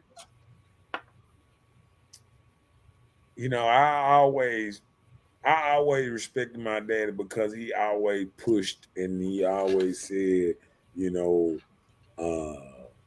be different. Be the difference. He said, You know, if everybody thought like you, then everybody have what you have. You feel what I'm saying? Right. So what you got to be out here, you got to be a go-getter. You got to be a type person that kind of wants something in life. And it'll trickle down with your friendship. You know what I'm saying? Just like you got a lot of people that watch my show and they movers. They you know, Marcus got a big old company. He do rocks and all kind of, you know, they got dump trucks and what's name, all this old kind of stuff. You got contracting type people. You got people moving. You got a lot of people that shaking the city up that come down the page. You know what I'm saying? Right. That watch my page. So it's like only reason, you know, that, you know, people even will listen because they're saying, okay, he's saying something, you know, he's trying to say something all right. You know what I'm saying? Because people actually got to know how to move to try to move. You know what I'm saying? Yeah. And see, a lot of times, a lot of people don't know how to move. You know what I'm saying? Like me, I'm not, you know, I'm not a Bible thumper, but I do believe everybody needs something to take them to their what's name. I believe in God, but I just don't. I just not a Bible thumper. You know what I'm saying? See, I believe in what I see. I don't believe in just what I hear or what somebody trying to preach to me. I watch the world. You know what I'm saying? I watch the world as a whole. And see, everybody, see, this is what it is. See, when you start just preaching what you done read, now you ain't preaching what you know. See, I preach what I know, what I experience. You know what I'm saying? People read, all you doing is filtering down what you heard. This all you doing. When you preach out of a book, all you doing is preaching what you heard. You ain't preaching, you ain't looking at the real world and just looking at the world and you preaching what's going on in the world. See, when I'm talking about AI and I'm talking about all this me watching stuff. This me not trying to listen to music all day. This me actually listening to a video that's trying to make me better. I'm listening to a lot of things that's educating me on stuff. You know educating, and a lot of people don't even understand, like, if you don't try to self-educate yourself, you're gonna come stagnant. You're gonna be stagnant, and then you stop evolving. And then that's one thing I learned by some of my old partners, my old OGs and stuff like that. I realized how they were moving. Oh man, they still talking about what happened in '86, what happened in '84. That means you ain't got nothing going on in 2022, 2023. Right. You know what I'm saying? Yeah. See, when you start just talking about the past, that means you ain't got nothing going on there. So people got to start realizing, get something going on now. Don't just talk about what you had or what you done got. See, that's like when I'm joking, oh man, I used to have that car. What kind of car you got now? You know what I'm saying? So that's all I'm saying is somebody told me one time, he told me, don't tell me about it, be about it. You know what I'm saying? Yeah. Don't just tell me what you're gonna do. Show me you doing something. You know what I'm saying? And then I said, you know what? I ain't gonna just be saying what I'm doing all the time. I'm just gonna make some just start making show appear. It's done. You know what I'm saying? See, everybody want to show. Just like when my boy got on there, he talking about, oh, tell me your church, tell me your preaching name. What? I mean, what is that helping anything? You know what I'm saying? Yeah. I ain't gotta show nobody that I go to church, you know, twice, 3 times a year, whatever. You know what I'm saying? Like, you know what I'm saying? I ain't gotta do that. I ain't gotta. My pastor always talk about coming to church and all that, and I be trying to tell them, hey man, you been the church pastor for like 4 years now. I mean, I was with the first pastor 30 years. I don't need to go through all these pastors every couple of years till somebody get it right. I don't need that in my life, because pastors back in the day, they was groomed around church. You know what I'm saying? I have a Uncle Junior, and I think he should be my pastor. I think he should be pastor of my church. Because I know he a good guy, and he been a good guy all my life. and he's pastoring way up the road, 2 hours away from his house. And I don't understand this. Why would you send somebody way over there? And why would you send somebody way down here to pass over here? What? Because you don't want that. You don't even want it to be a community. Mm-hmm. You don't even want it to be a community because this person actually care about the people around here. That's gonna tell him some good things because he's from around here. And now you making him literally have to have a good job to even travel 2 hours, 2 or 3 days a week. You know what I'm saying? Yeah. Don't worry about if he got a revival or something. That's 7 days, 7 straight days or something, ain't it? Mm-hmm. 5 or something. 5 days. Imagine running that highway like that. That's a bill right there. Yeah. Yeah. What my boy? Ken said, he said, I had lost, again, lost again, but I kept on pushing forward to have more. Right. And that's what we gotta do. Right. And that's all I preach. All I preach is we can't just talk about our past. We got to keep on pushing about what's going on now, where we can tomorrow, and you know what I'm saying, all that. Jeff said, I don't preach because I still sin too much, but I tell what you see and understand. The same as I can look at the clouds and tell someone it's gonna rain. Right. Walks, barks like a dog, probably a dog. And see, that's what I'm saying. That's called life right there. All churches and crooked ass preachers is some of the reason why the city tax money ain't right. And that's all I be trying to say. That, see, I'm always saying, we know it's good people. They're like, you know what I'm saying? Like we know it's good preachers out here. Mm-hmm. You know what I'm saying? We know it's good churches out here. But when you got so many, how can you know the bad ones from the good ones? Right. You know what I'm saying? So everybody be held accountable because of what, your experience with the bad one. And that's not fair. Right. And then people don't even realize that once you go to a couple of churches and they don't feel right, it's kind of hard to put your, you know what I'm saying? Hard to put your money because now you guess. Now you playing a guessing game. Who right? Who not right? You know what I'm saying? Right. Yeah. What's up, Kimberly, in his house? Kim says she's late. Just got off of work. Hi, Kim. I'm good. How are you? Yeah. But I just think she quick on the draw. Shout out to Miss Kimberly Belial. She makes our t-shirts and pillowcases. Check her out. She's gonna share her link in the comments. Yeah. But I just think I think the way to get ourselves better, it's gonna be hard because it's the inner city. Our children are so influenced of social media and Instagram and all this and TV shows and all this stuff. And I just think, even, having a ghetto man, I caught myself looking at Tubio a little bit, right? And Tubio can be some of the most hooded. Tubi. Mm-hmm. It can be some of the most hoodest movies on God's green earth. But people put stuff out on how people be actually thinking sometimes.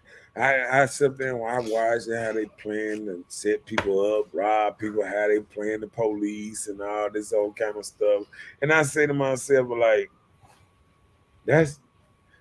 Tubi is like real life. I mean, yeah. You know what I'm saying? Like when I see the lack of respect a lot of, men, have for women, and a lack of respect how women have a lack of respect for men. Like when I hear for themselves. Yeah, because I'm gonna tell you what, when I notice people have lack of respect, when you're around men that you don't respect and you call them bitches, and you call men out their name and stuff like that, or just like if women around. If ladies around each other and they go to Dogwood and they up in a shopping, what's name, and they're calling each other bitches, don't you think them folks around there gonna stop and look at them and say, right, what is going on? I kind of need to get away from these, they must be from Jackson. Mm-hmm. That's what they gonna say. But we done got to the point that we don't even care. You know what I'm saying? Yeah. Don't forget Kimberly's link. You want to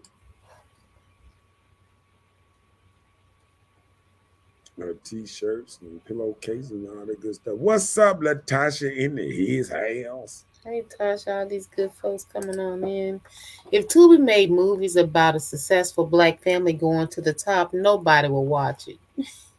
Yeah. That's sad. But that's what I'm saying. Like Tubi, I was sitting there watching Tubi, and I was looking at, how you know me. Yeah, I was looking at all the colorful hair, and I was looking at all the strippers, and I was like, man, they have about 6 or 7 sex scenes. And I'm just watching and I'm like, man, I mean, you look at it and you say it's entertaining, but it's a bad look. It just show you how far, down we have, gotten on a lot of levels, you know what I'm saying? Mm-hmm. And I just know, because every time, when I look at Tubi movies, they'll be out of Detroit, they'll be out of, they got Mississippi up in there, they got some Atlanta movies and some stuff, but I just think we,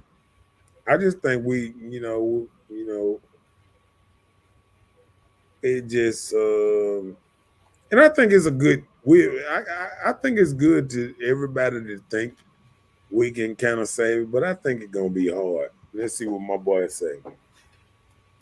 Slum said, "Yes, we can save the city. The plan cannot be done on their platform. What that sounds like. I've been trying to get past the social revolution because it's really lazy and cowardice." Yeah. I just think that trying to save something that you can't see no more, because like children, you don't see children no more. They in their house playing their games. They don't come out, especially in the city. They don't come out and mingle. They don't come out and play because there are people running stop signs, flying up down the street, 40, 50 mile per hour. We ain't, you know what I'm saying? It ain't like calling the police on them or police in neighborhoods and straightening people out. Mm-hmm. I just think the lawlessness and the culture have went down. Anytime that you idolizing people like Lil Wayne and certain type of rappers and stuff like that, I think we done got so past, I'm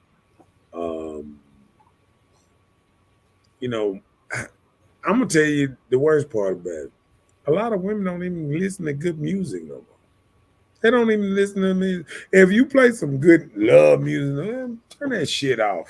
I mean, that's how women talk now. I mean, like I've been around, like even picnics. You got little children out there, and they playing some of the ghetto stuff, and the children twerking. They 2-3 years old twerking out there and this and that, and you just sit back and say, okay, this is what we done got to. You know what I'm saying? So I just think one thing with men not in the household, to tell their daughters to not do this, because I was even watching a wedding and the the father was in there and seen his daughter twerking, and he stopped and he looked at her, and she called herself, because they had to hold him back, and the people like, what the hell, what I'm saying? And I just think it then got to the point that I think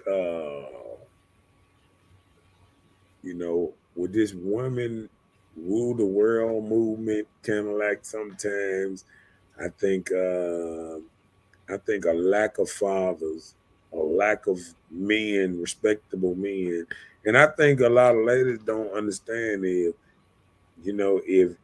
you around a man that you don't respect, that's your fault. Yeah.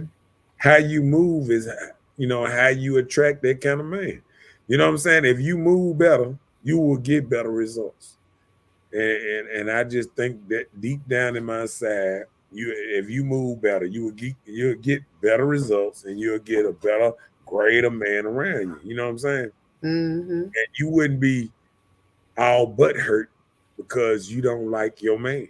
Yeah, it be tripping me out when I hear a woman, oh, my man, he ain't shit, and that he your man. What they say about you? He your man. That's the best you can attract. Yeah. You know what I'm saying? So, He said, folks want likes for humanitarian, and that's true. Doing something for somebody, you got to go live or take a picture that you out there doing it. Look. Everything don't need pretty. Oh, love music is toxic masculinity today. Oh, wow. I mean, Kimberly, what was the subject? The subject tonight was, can we save Jackson? You send a woman some love music, you want to. You won't get no more cootie cat. No more cat hole for you. What's up, Wendy Friday in his house? Hey, Wendy. Wendy's a young lady that make and donate these Shondazzle earrings. Check her out on Facebook and Instagram, Shondazzle Wendy Friday. Jeff said, I just think that we're worrying about Jackson catching up. I think more cities going to end up more like Jackson first. That would be terrible if they do. How long? Let's get it right. More inner cities, more major cities, and they already like Jackson. If I go to Doodleville, Jacksonville, if I go to Miami, if I go to all these Houston, Dallas, all these major cities is the most dangerous cities in the world to live. Mm-hmm. So I mean, it's a whole lot of cities already like Jackson, already on that same level. Atlanta, you can go to only thing different than them, they got a bigger police department. Some of these dudes catching RICO cases and all kind of stuff. But Chicago and all this thing, like in New York, they gave like 3-4 different groups RICO cases, grabbing up 22, 25 dudes at a time. I mean, it's going down. People don't realize even what you put on Instagram, what you put on Facebook, your guns, your weed, and all that. Police tell me all the time that's how they get them. I mean, on Facebook and all that. Hell, you tell your business. They're like, what's the name? Want me telling my business on him? Okay. Slam said, folks ain't just drop their children off here and leave. The mama and daddies act like they're scared of their own children. Wow. That is so true. And you know what? In their same household. Uh-huh. Man, you had to get up at my house, player. Nah, player. You got to go. You didn't got too grown for them britches. Time to go. Right. And see, that ain't what's happening no more. You know what? Mamas treating these kids like babies. Treating them like babies. They taking kids and they giving them all the kids going. You can buy a drink or you can have some food in there. Your child go in and grab your food. No, they ain't bought it. Nothing. They grown. They take your food, eat it all. With mama, I thought, I mean, I put a joke out the first. If I bought a painter. You know how you buy one of them little painter ice cream, and I put it up in the refrigerator, and my child over 21 went in there and ate my paint. Oh, you got to go. You going in there? You got to get out. You don't respect this house. This is not this is a what they call it. This is not a democratic, wasn't it? This is ran like Korea.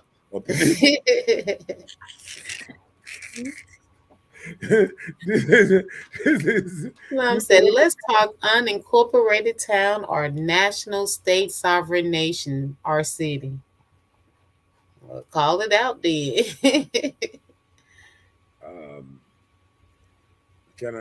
I'm gonna tell you this, big dog. I understand that, but I think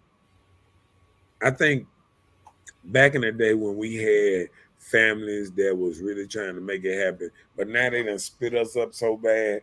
Can you imagine? I mean, just Black City. Name a Black city that's ran with a black mayor and all that that's thriving. Just name me a city that's thriving. There's Black council, Black city. Because all I see on YouTube is they hollering and what's name all over the world. I see Black councilmen and all that hollering each other. Can't get along. You got one dude in Detroit that then became a sensation. It's a dude that's be in the council meetings hollering. He remind you of Stokes or whatever. I mean, you know what I'm saying? Just being there hollering, talking about everybody. God damn it. You don't care about the city. You don't care about the city. Do you care? Because if you care, you would act a certain kind of way in front of this camera. Mm-mm. You would, you know what I'm saying? Like you can care about a city without degrading yourself or how they say moving yourself down to a level. And that's what I think Stokes and a lot of people that call themselves representatives, they done got too damn ghetto there. You get out here and you doing all this cussing and stuff. You supposed to be these same people are swear down they're a man of God and they go to church and they do all these things for the old ladies and all that in the hood. But you in here cussing and this and that, don't know how to act in public. And I think that's what's happening now. A lot of our people that claim that they grown, not grown. We got a bunch of children running our city and they just fussing like little children, can't get along, can't get nothing done because this person hate that person. I ain't gonna vote because he voting for it. And it's not even about the betterment of Jackson. It's about them. Each one of them just want their own plan. Everybody, we should have 8 mayors because everybody in there want to be mayor. Everybody in there want to run something. And can't even get their own district together. You know what I'm saying? And that's just what's happening. And I'm sorry to say it like that.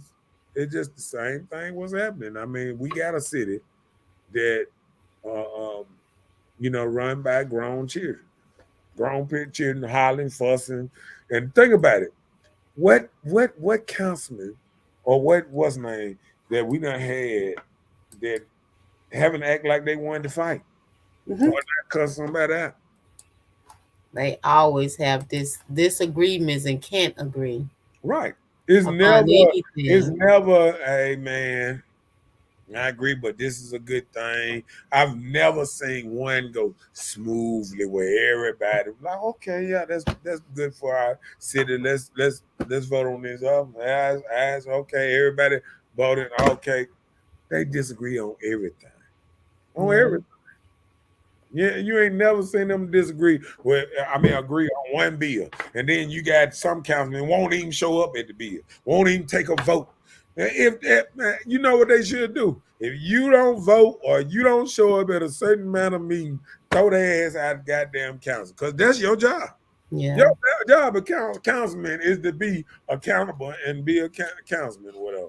Go ahead.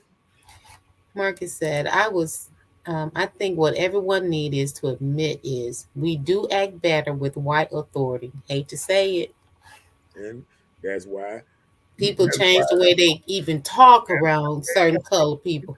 That's why they came over here with that 1020 bill. And that's why all these black folk was scared and this and that because they know, okay, I ain't gonna be able to ride around with my busted tail light. I ain't gonna be able to ride around and smoke weed and run lights and all this old type of stuff. That's the problem. We done been lawless so long that everybody they're scared of the law. They scared it might be what's name. Yep.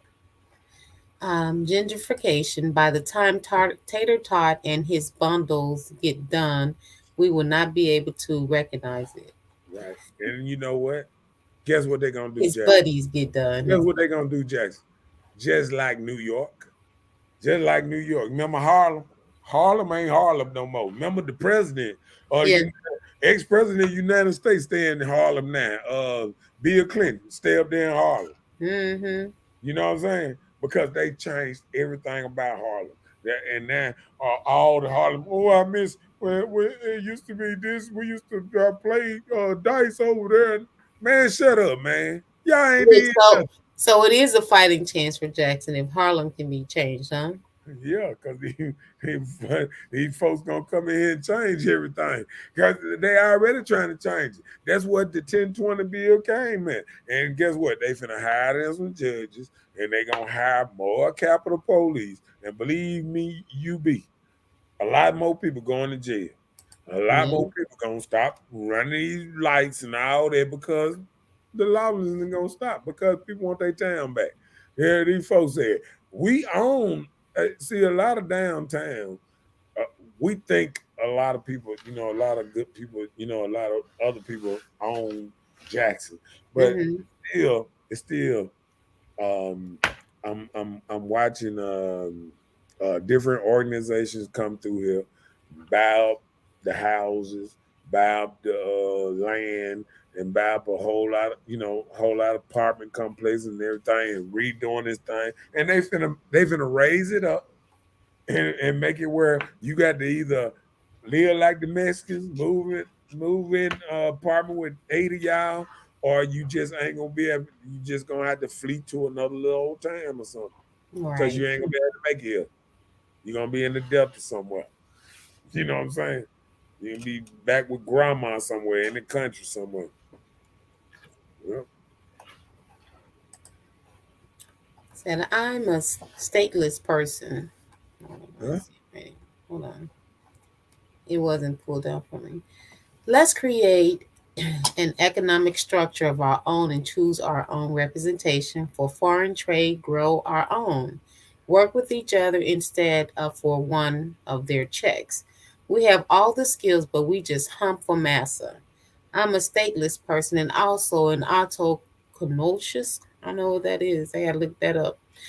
I don't need these suckers repping for me. I stand for me. So when it doesn't work for me, I need to change. So I'm gonna ask you this, and I don't mean that. When I think about that, are you growing your own? And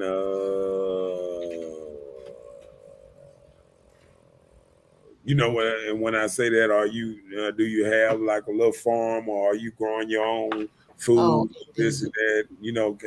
Because like I said, I feel the same way. We got to develop some kind of independence, but it's hard when a lot of people don't own land and stuff. You know what I'm saying? Like land like they used to. We steady selling land out in the country and giving it back to people, and we moving to the city, and ain't nothing there but dollar stores and Dollar Generals and Wendy's and Taco Bell. You know what I'm saying? Mm-hmm. So we got to look at all that. Yeah. He said, "You're right. They changed the way they talk, knowing they're ghetto as hell. But what they say, oh my God, oh no, hold they damn words, make that ass sound proper." Yeah. Or white. I guess I don't know or get it, but people do. Yeah. And then I was thinking, on that tip there, I was thinking, because I was talking to somebody the other day, or I was listening to him talk on the phone, and they was like, "Yeah, I'm putting on my white voice, or whatever. And then I listen to people that they talk all proper on their work and they don't cuss and all that. And as soon as they get out of work, they go home and cuss out their man and cuss out their children. And I'm like, man, if you can be fake half of the day, 12 hours a day, man, go on do the whole 24 hours. Don't come back and give your people hell at the house after you done been fake for these folks all day. I mean, that's the only thing about me. But be the same person 24/7. You know what I'm saying? Yeah. Like, you know what I'm saying? Like, I cuss a little bit here and there, but sometimes you just get in there. I'm like, woo. I try to be the same person all the time. You know what I'm saying? Sometimes you can't though. Yeah. He said, bro, I'm finna go to war with or without y'all. Y'all sound sad saying what is. Who's you must forget. They came and took it and killed our family members, and y'all think we forgot. Yeah. Well, it sounds like the war ain't gonna last that long because by the time you feel like and if you say enough going to war and all that, they're gonna be censoring your and now you be wondering how you mess around and get banned off these platforms and stuff and how these folks be getting at you. It's how you sometimes you got to move within a system and just move differently and learn how to work between the system. Right. See, what it sounds like is you get to talking about killing our family members and all that. Okay, watch this. Who killing our family members now? We are. Every day we look at somebody black killing somebody black. Boom. Running that light, killing somebody. Boom. Shooting up a stove. Boom. I mean, all this stuff, man. I'm gonna tell you this. It might be easy sometimes for us to say, but sometimes you have to, it's like anything. You got to work between the system to make it. And you can't just work how you want to work. I agree. We may think it's that easy to move that way, but it's not. No. It's They're not. watching out. Kim said, I'm a manager at a restaurant in Jackson. It's definitely different from Clinton. We don't own the land. It's our forefathers' shit. Right. I feel you. I'm listening. We have to stick together to go to. We need more than one gun. Right. That part. He said, because y'all gonna keep ducking and leave me out here. No. When you say, I'm gonna go back and I'm gonna do exactly what you said. Read that again. Bruh, I'm finna go to war with or without y'all. Oh, stop right there. Stop right there. See, you decided. Let me tell you something. When I knew that some of our people just taking headshots and killing themselves for nothing. Because guess what? Even back in the day, gang banging wasn't name. If you call yourself, I'm finna go over here, go to war with these dudes over here, this and that, most likely you're gonna end up dead. And they're just keeping it real. You know what I'm saying?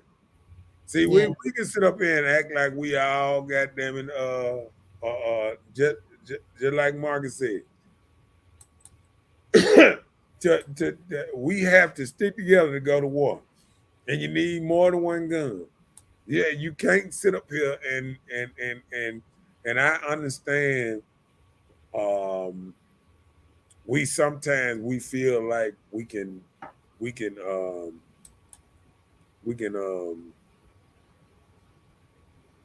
all win this, ourselves. Just like I'm not getting on here saying I can save Jackson. I'm not finna do that. And just like Ruben said, oh man, oh help me save Jack, help me stop the killing. I mean, you know, but I'm gonna try to get the what's name. Let me see. Kim said, "This is our land. We are the Native Americans. My family name is Early Bird. The master's names were Robinson." He said, "You sound just like them. That's why they ain't doing it no more. Listening to how tall talking." I don't know who them is. I mean, he said, you sound just like them. Who is them? I mean, them people with, you know, I mean, we talking about unity, and we ain't even got neighbors that can. Most people hate they next door neighbor, and how we talking about unity. The older people don't like the younger people. The younger people don't like the older people. The middle aged people don't like the middle aged people. And then you got other people that all they want to do is I'm doing me, and I don't care what you do on your side of town. Who you know that even preach unity? Who do you know?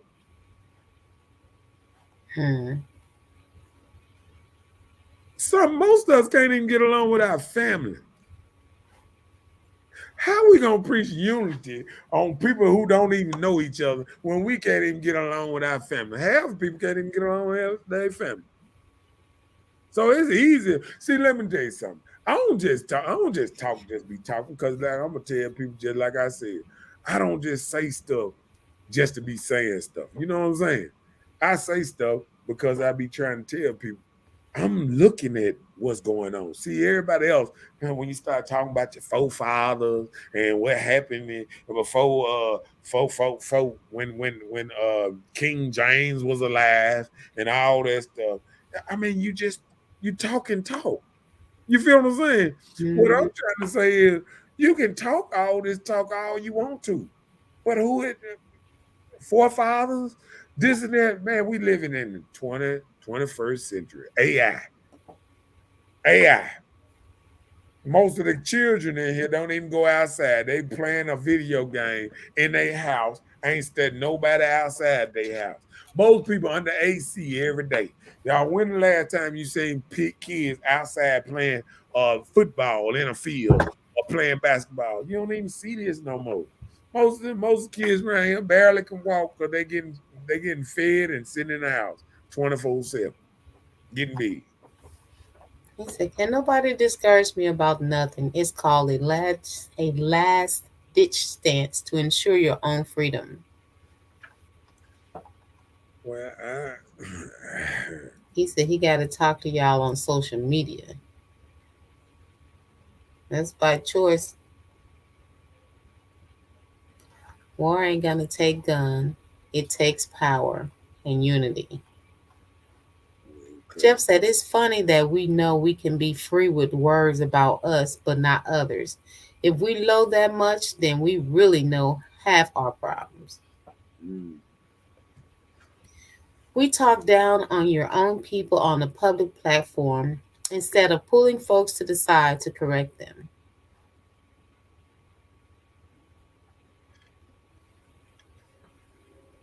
Okay,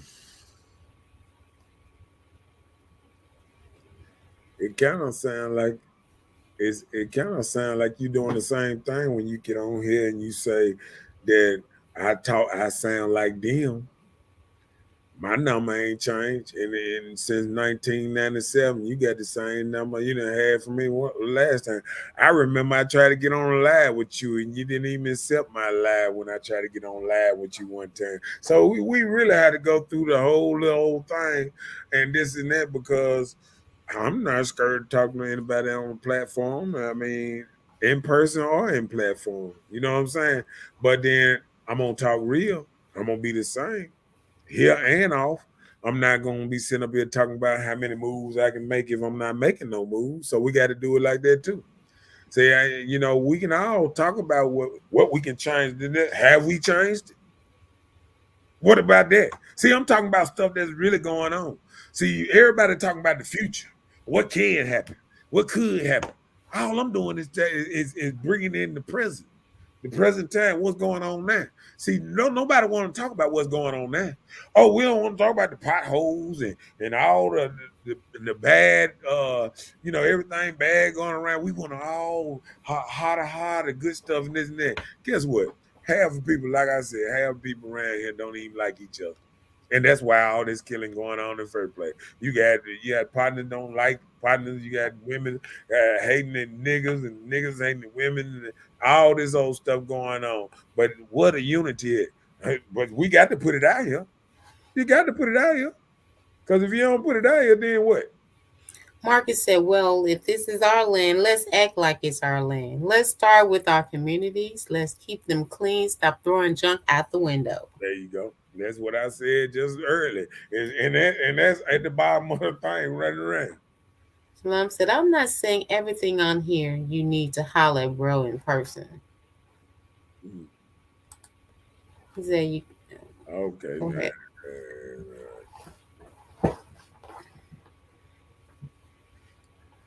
I mean, sometimes you got to, I think we said, okay,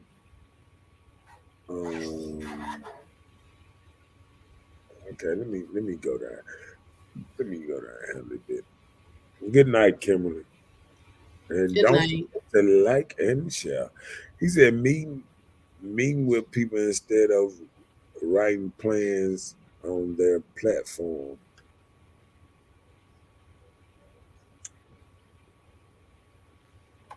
He said, it's dangerous doing that on here. You telling the plans to the same people that, okay, I get what you're saying. Well, I mean, I'm out here being an example out here without no camera filming. Okay.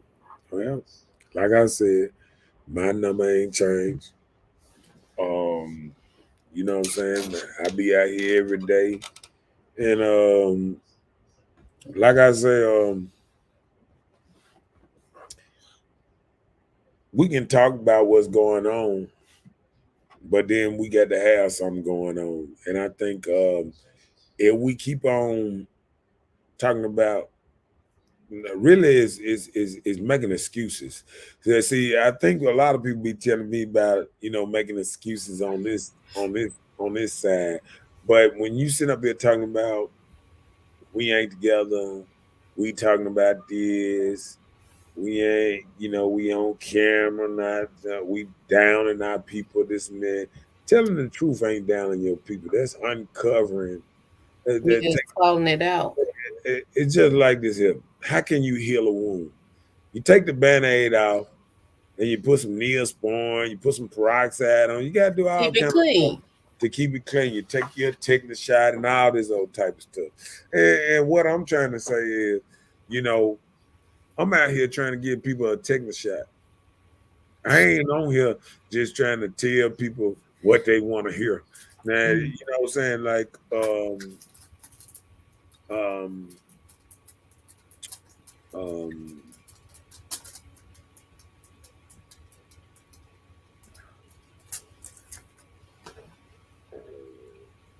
they said they target our children minds on here in the first place a year ago. It's called weaponizing your information. Okay. There it is. Caucasians are doing nothing to us. We're doing it to ourselves. Just don't want to hear that no more. I'm sorry, just can't. Yeah. I mean, and that's just so true. You know what I'm saying? Like, we can sit there and say that, we mean and well, on a certain thing. But like I said, I'm talking about problems, and I think, like I said, in order to solve a problem, you got to talk about it, and And if everybody is in the house and the only place you can kind of talk to people is on social media and this and that, where else can you talk to the problem? You knocking on doors. You knock on the doors, you might get shot these days. You know what I'm saying? That part. Yeah. He said, nobody gets shot on my street ever. My friends and family work every day, and they don't get robbed and shot. Vaccines killing them. Okay. I mean, when you say vaccines killing them, I'm trying to think. Maybe he's talking about the COVID stuff.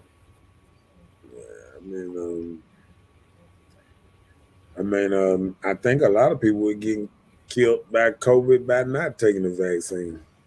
So I think we got to look at it. I still say Deuteronomy 28:15 proves all we've said.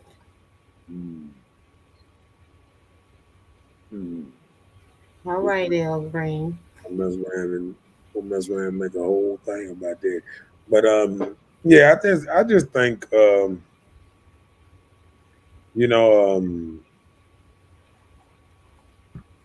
think we get into these little spats.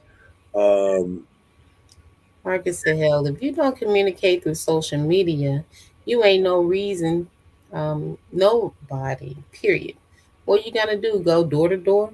Like you just said, right. Some people don't open their doors. Right. Listen, how many people open the door for what's the people used Jehovah's Witnesses? Jehovah's Witnesses back in the day. Shoot, people in this day, they back out now. Yeah, shoot, that the preacher walked down the street knocking on the door. I seen him knocking on the door the other day.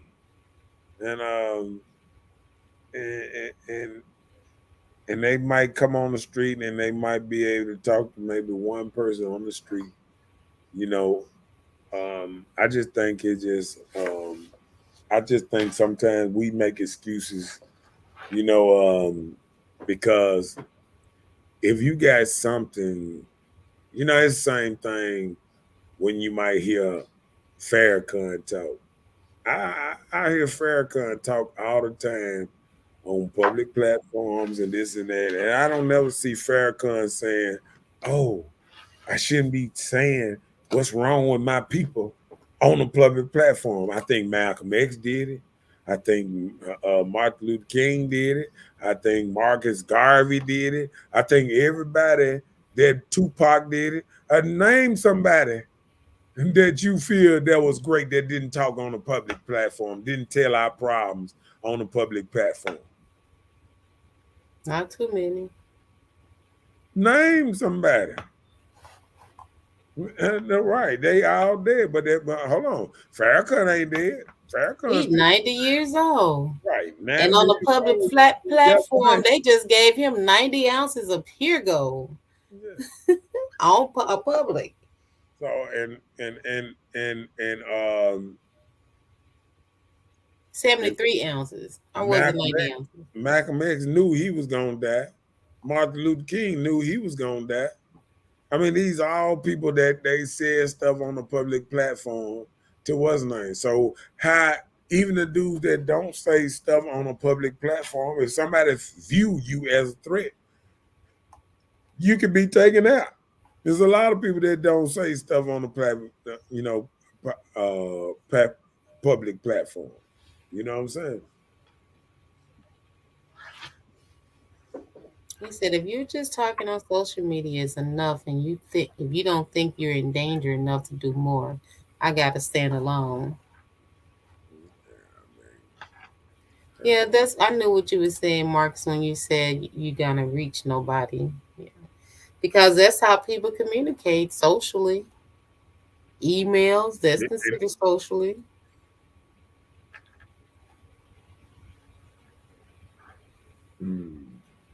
Yeah, I mean, it's like I talk to my people because I know I done been around, I done seen it. I seen what it takes sometimes to turn around. We had to change the way our people eat, think, move, all kind of stuff. You know what I'm saying? And until we move different, think different, I mean, we doing the killing for ourselves. They don't have to kill us no more because we doing enough for ourselves. We practicing abortion. We killing more kids all the time. We've been doing Plan Bs. We killing people heart attacks through the food, through the all kind of stuff. We killing each other. I mean,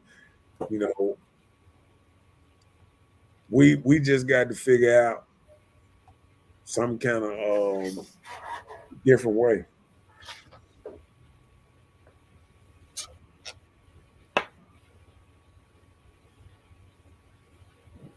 And then like I say, if you finna die, how you gonna know if you change the world? Cause then what you saying you dying for? Because if you make it silent, who gonna know if you were running around passing notes? Who gonna know who you changed and who changed around you if you keep everything silent? The reason Malcolm X, Martin Luther King, and a lot of them lives on because they did it on a public platform where people can watch and see how they move, and they can move accordingly. That part. Marcus said, well, I guess if you're not going to talk about black people, let's talk about the white guy that shot somebody at the store. Let's talk about the white guy that broke in our house. Let's talk about the white guy that threw paper all over the street.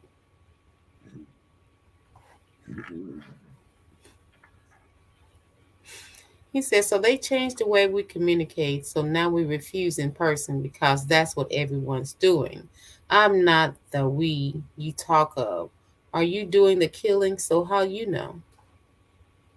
Okay, but you just said you're not doing the communication that they doing, but then you communicating on social media now. So I think YouTube, Facebook, all these platforms owned by white guys that I mean, they got other platforms that can let you have a little more freedom. But I just think oh my God, go ahead. Thought Kim was gone. Yeah, I thought you was asleep. Go ahead. Kim said, okay, I'm gone after this. We are all one. We're all connected to each other, the earth, the planet, and the universe. If we don't get a one vibration together, we will continue to suffer. That's everyone, all races. Why? Because if a human race sees, okay, wait, hold on. Okay, sees it's a human race, and yes, we should be taking better care of the earth. I understand we didn't come up with the colors concept, but remember, we are the sun children. Educate our children and let them know where we come from, so I'll have a pride all they know.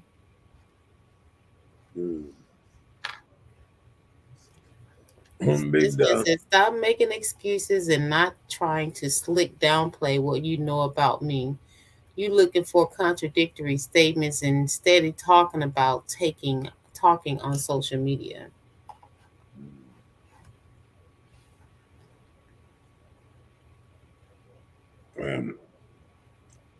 I think it's going both ways. I think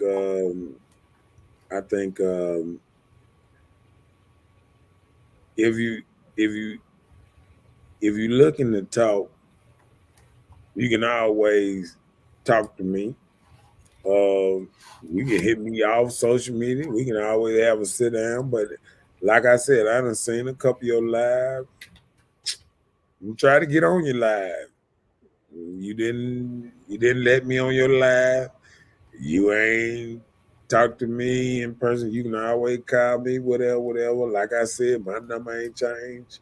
You can always inbox me if you ain't got my number. Then I give you my number. You can always talk to me. And I always sit down, talk to you, whatever was name.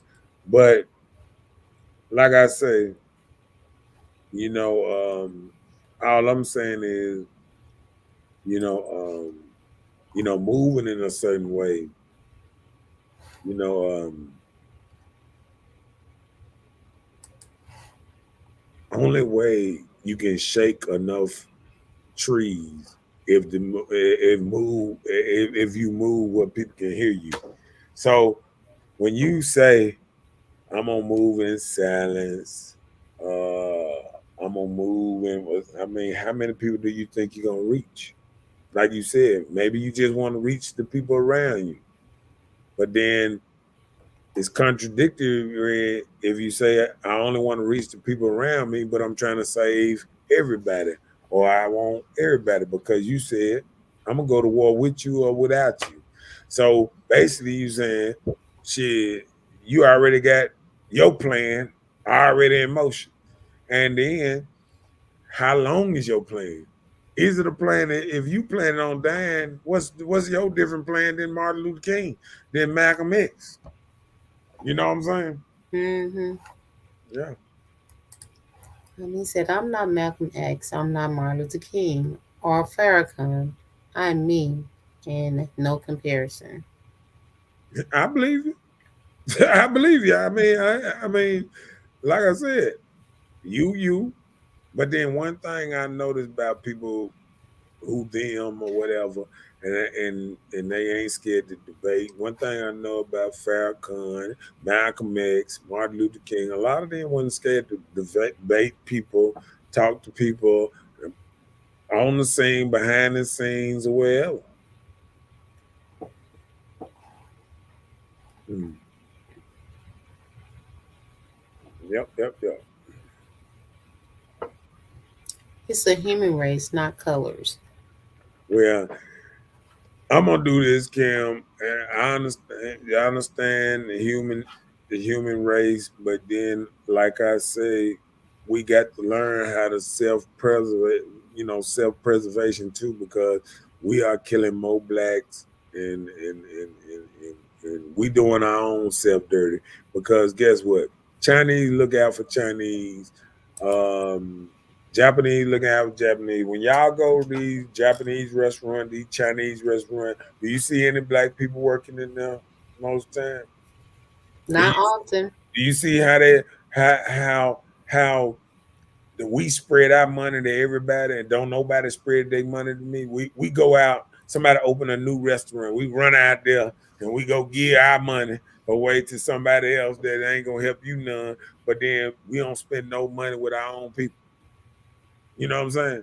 Yeah. But then but then, like I say, if our people try to feed us some healthy stuff, I mean, if we stop feeding people something other than pork, you know what I'm saying? And what's name? It's a lot of self vegan, and even that place on Lynch Street, that little vegan shake place right beside Dwayne Eats. Yeah.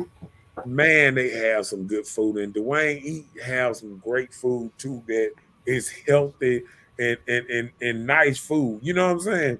Like he's cooking shrimp and steak and lobster and some good, good salmon and all this kind of stuff. You know what I'm saying? Mm-hmm. And right beside him, they got a whole vegan place where they pulling out shakes, and people come down there all day, every day, getting them vegan shakes. So I know if you change it and you do something different with some good positive energy, you can get something going in the right type of mind. And see, that's why I was saying the same thing. If you growing your own food and you growing some type, if you got watermelon for sale, oh, I come fuck with you.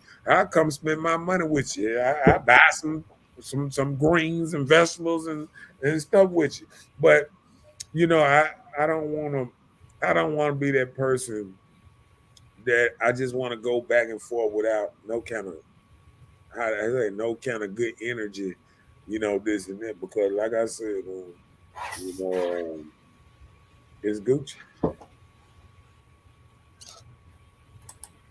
The name of the podcast is Why I'm Speaking. Hood talk, baby. Okay.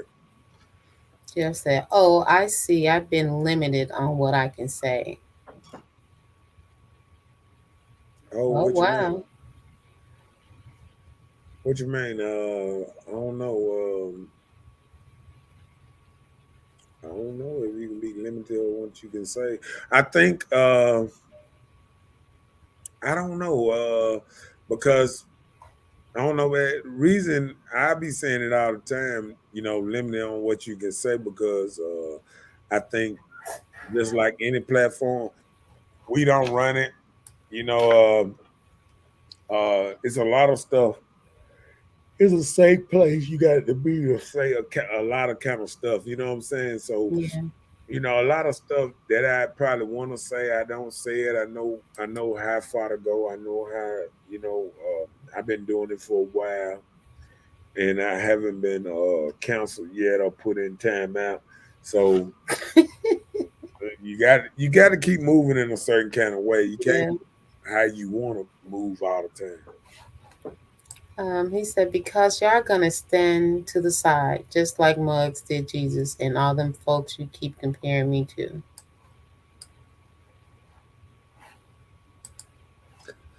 Well, I'm gonna do this.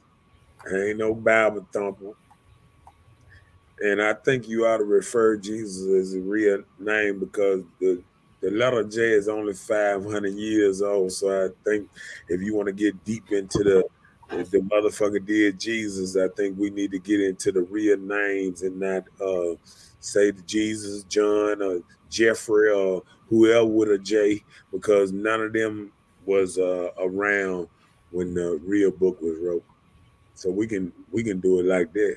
Because I don't like when it get to this how motherfuckers did Jesus, because guess what?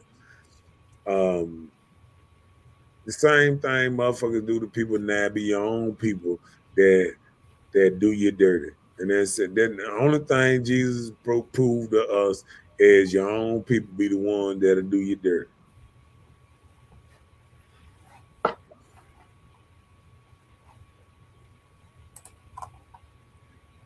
Because you empower your enemies. That's why other people don't deal with us. Okay, what else you got? Yeah, I ain't got nothing else. Okay. We need people learning about communication, energy, technologies, and all the things we need. Okay, I agree.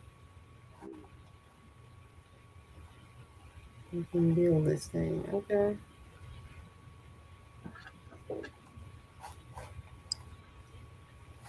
More labels. Our power comes from the tongue. Proverbs. Death and life are in the power of the tongue, and they that love it shall eat the fruit thereof. Mm.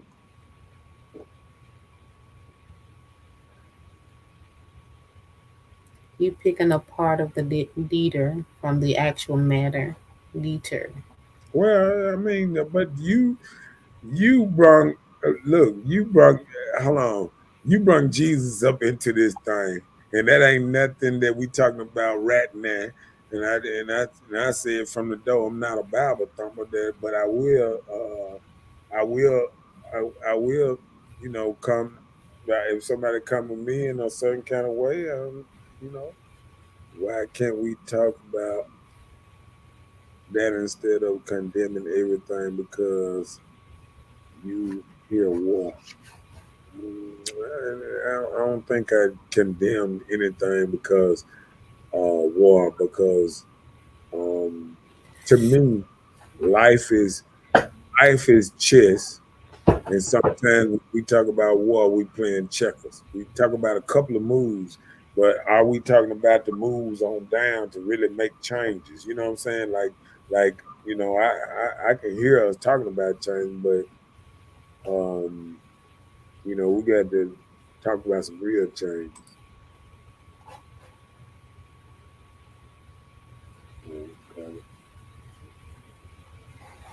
Okay, Marcus, go and read it. Last week I did a job for a white person and did a job for a black person. The job was wet because the rain wasn't able to make it look nice. I explained to both customers and went out my way to explain it even more to the black person.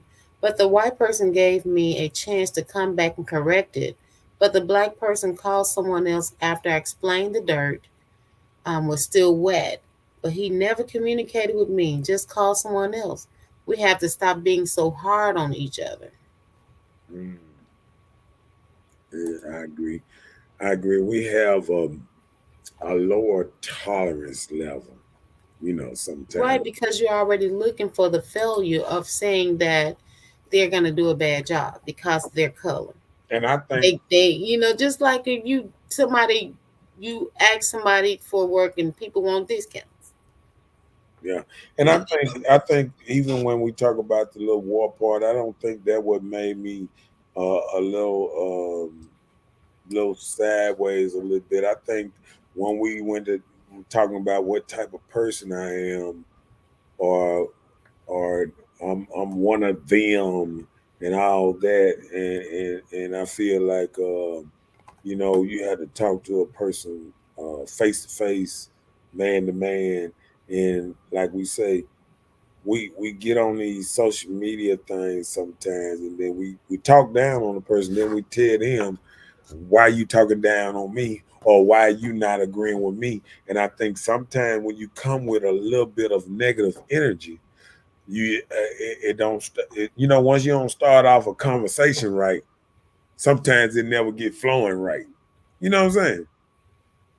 You feel what I'm saying? I got you. Yeah.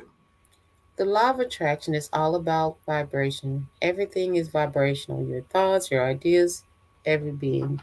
You will draw to whatever vibration matches yours, wanted or unwanted. Mm. He said, talk about what we can do instead of down talking us every chance you get. Let's talk about what I'm saying. Look, y'all communicate. But then he started saying, I'm down talking us.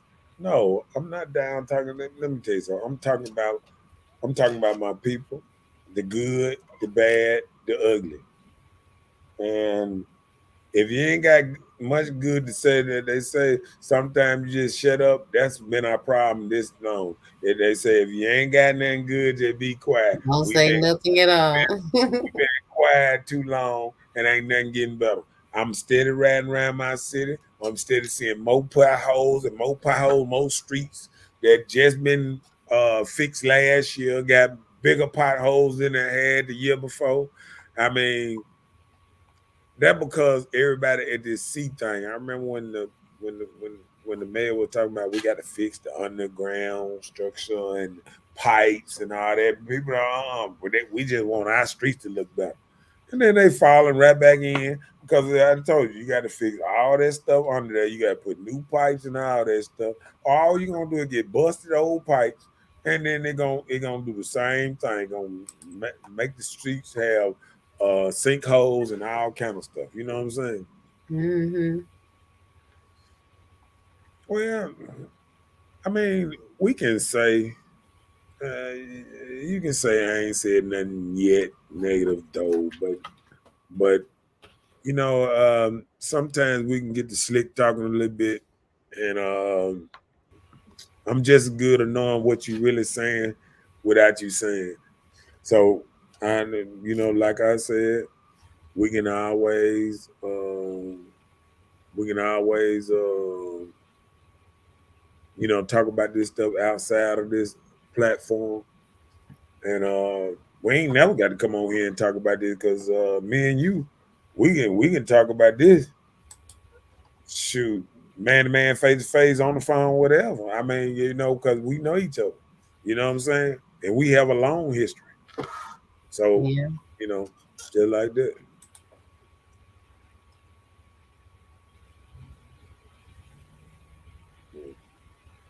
Well, well, like I said, we've been on here 3 hours, and I know, Miss Lady, I know you ready to get out. We ready to get on off this thing, and like I said, you can inbox me,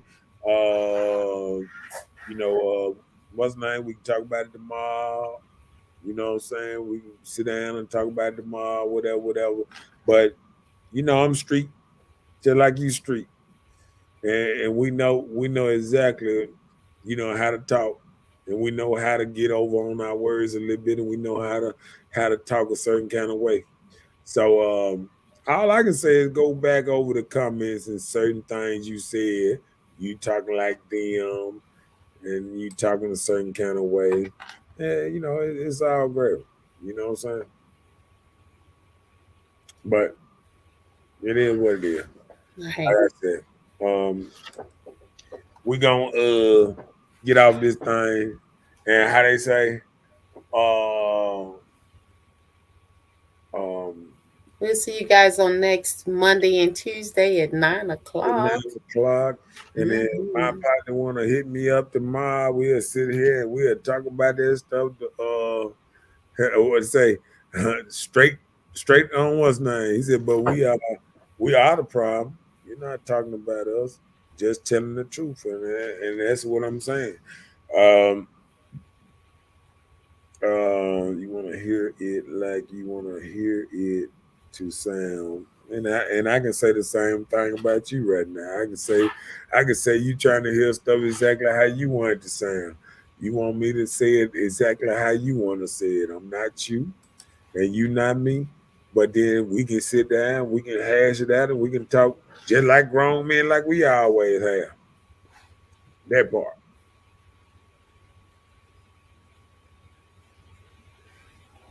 Yep. Sound good to me, big dog. And we'll talk to y'all next week. Monday and Tuesday. And how they say, and we finna get up out of this motherfucker. What you talking about? What you talking about? What you talking about? What you talking about? Please, I don't have any time for any gossip now. Eh? Yes. Look at you. Got him! Got him!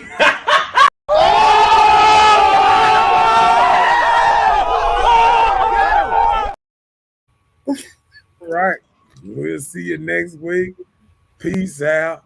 And Marcus and all y'all, it was nice chatting, man. And it's always good because I know everybody don't supposed to believe exactly what I believe all the time. I love it when people get on here and come back and forth because it shows that, like I say, I'm the same way about the councilman.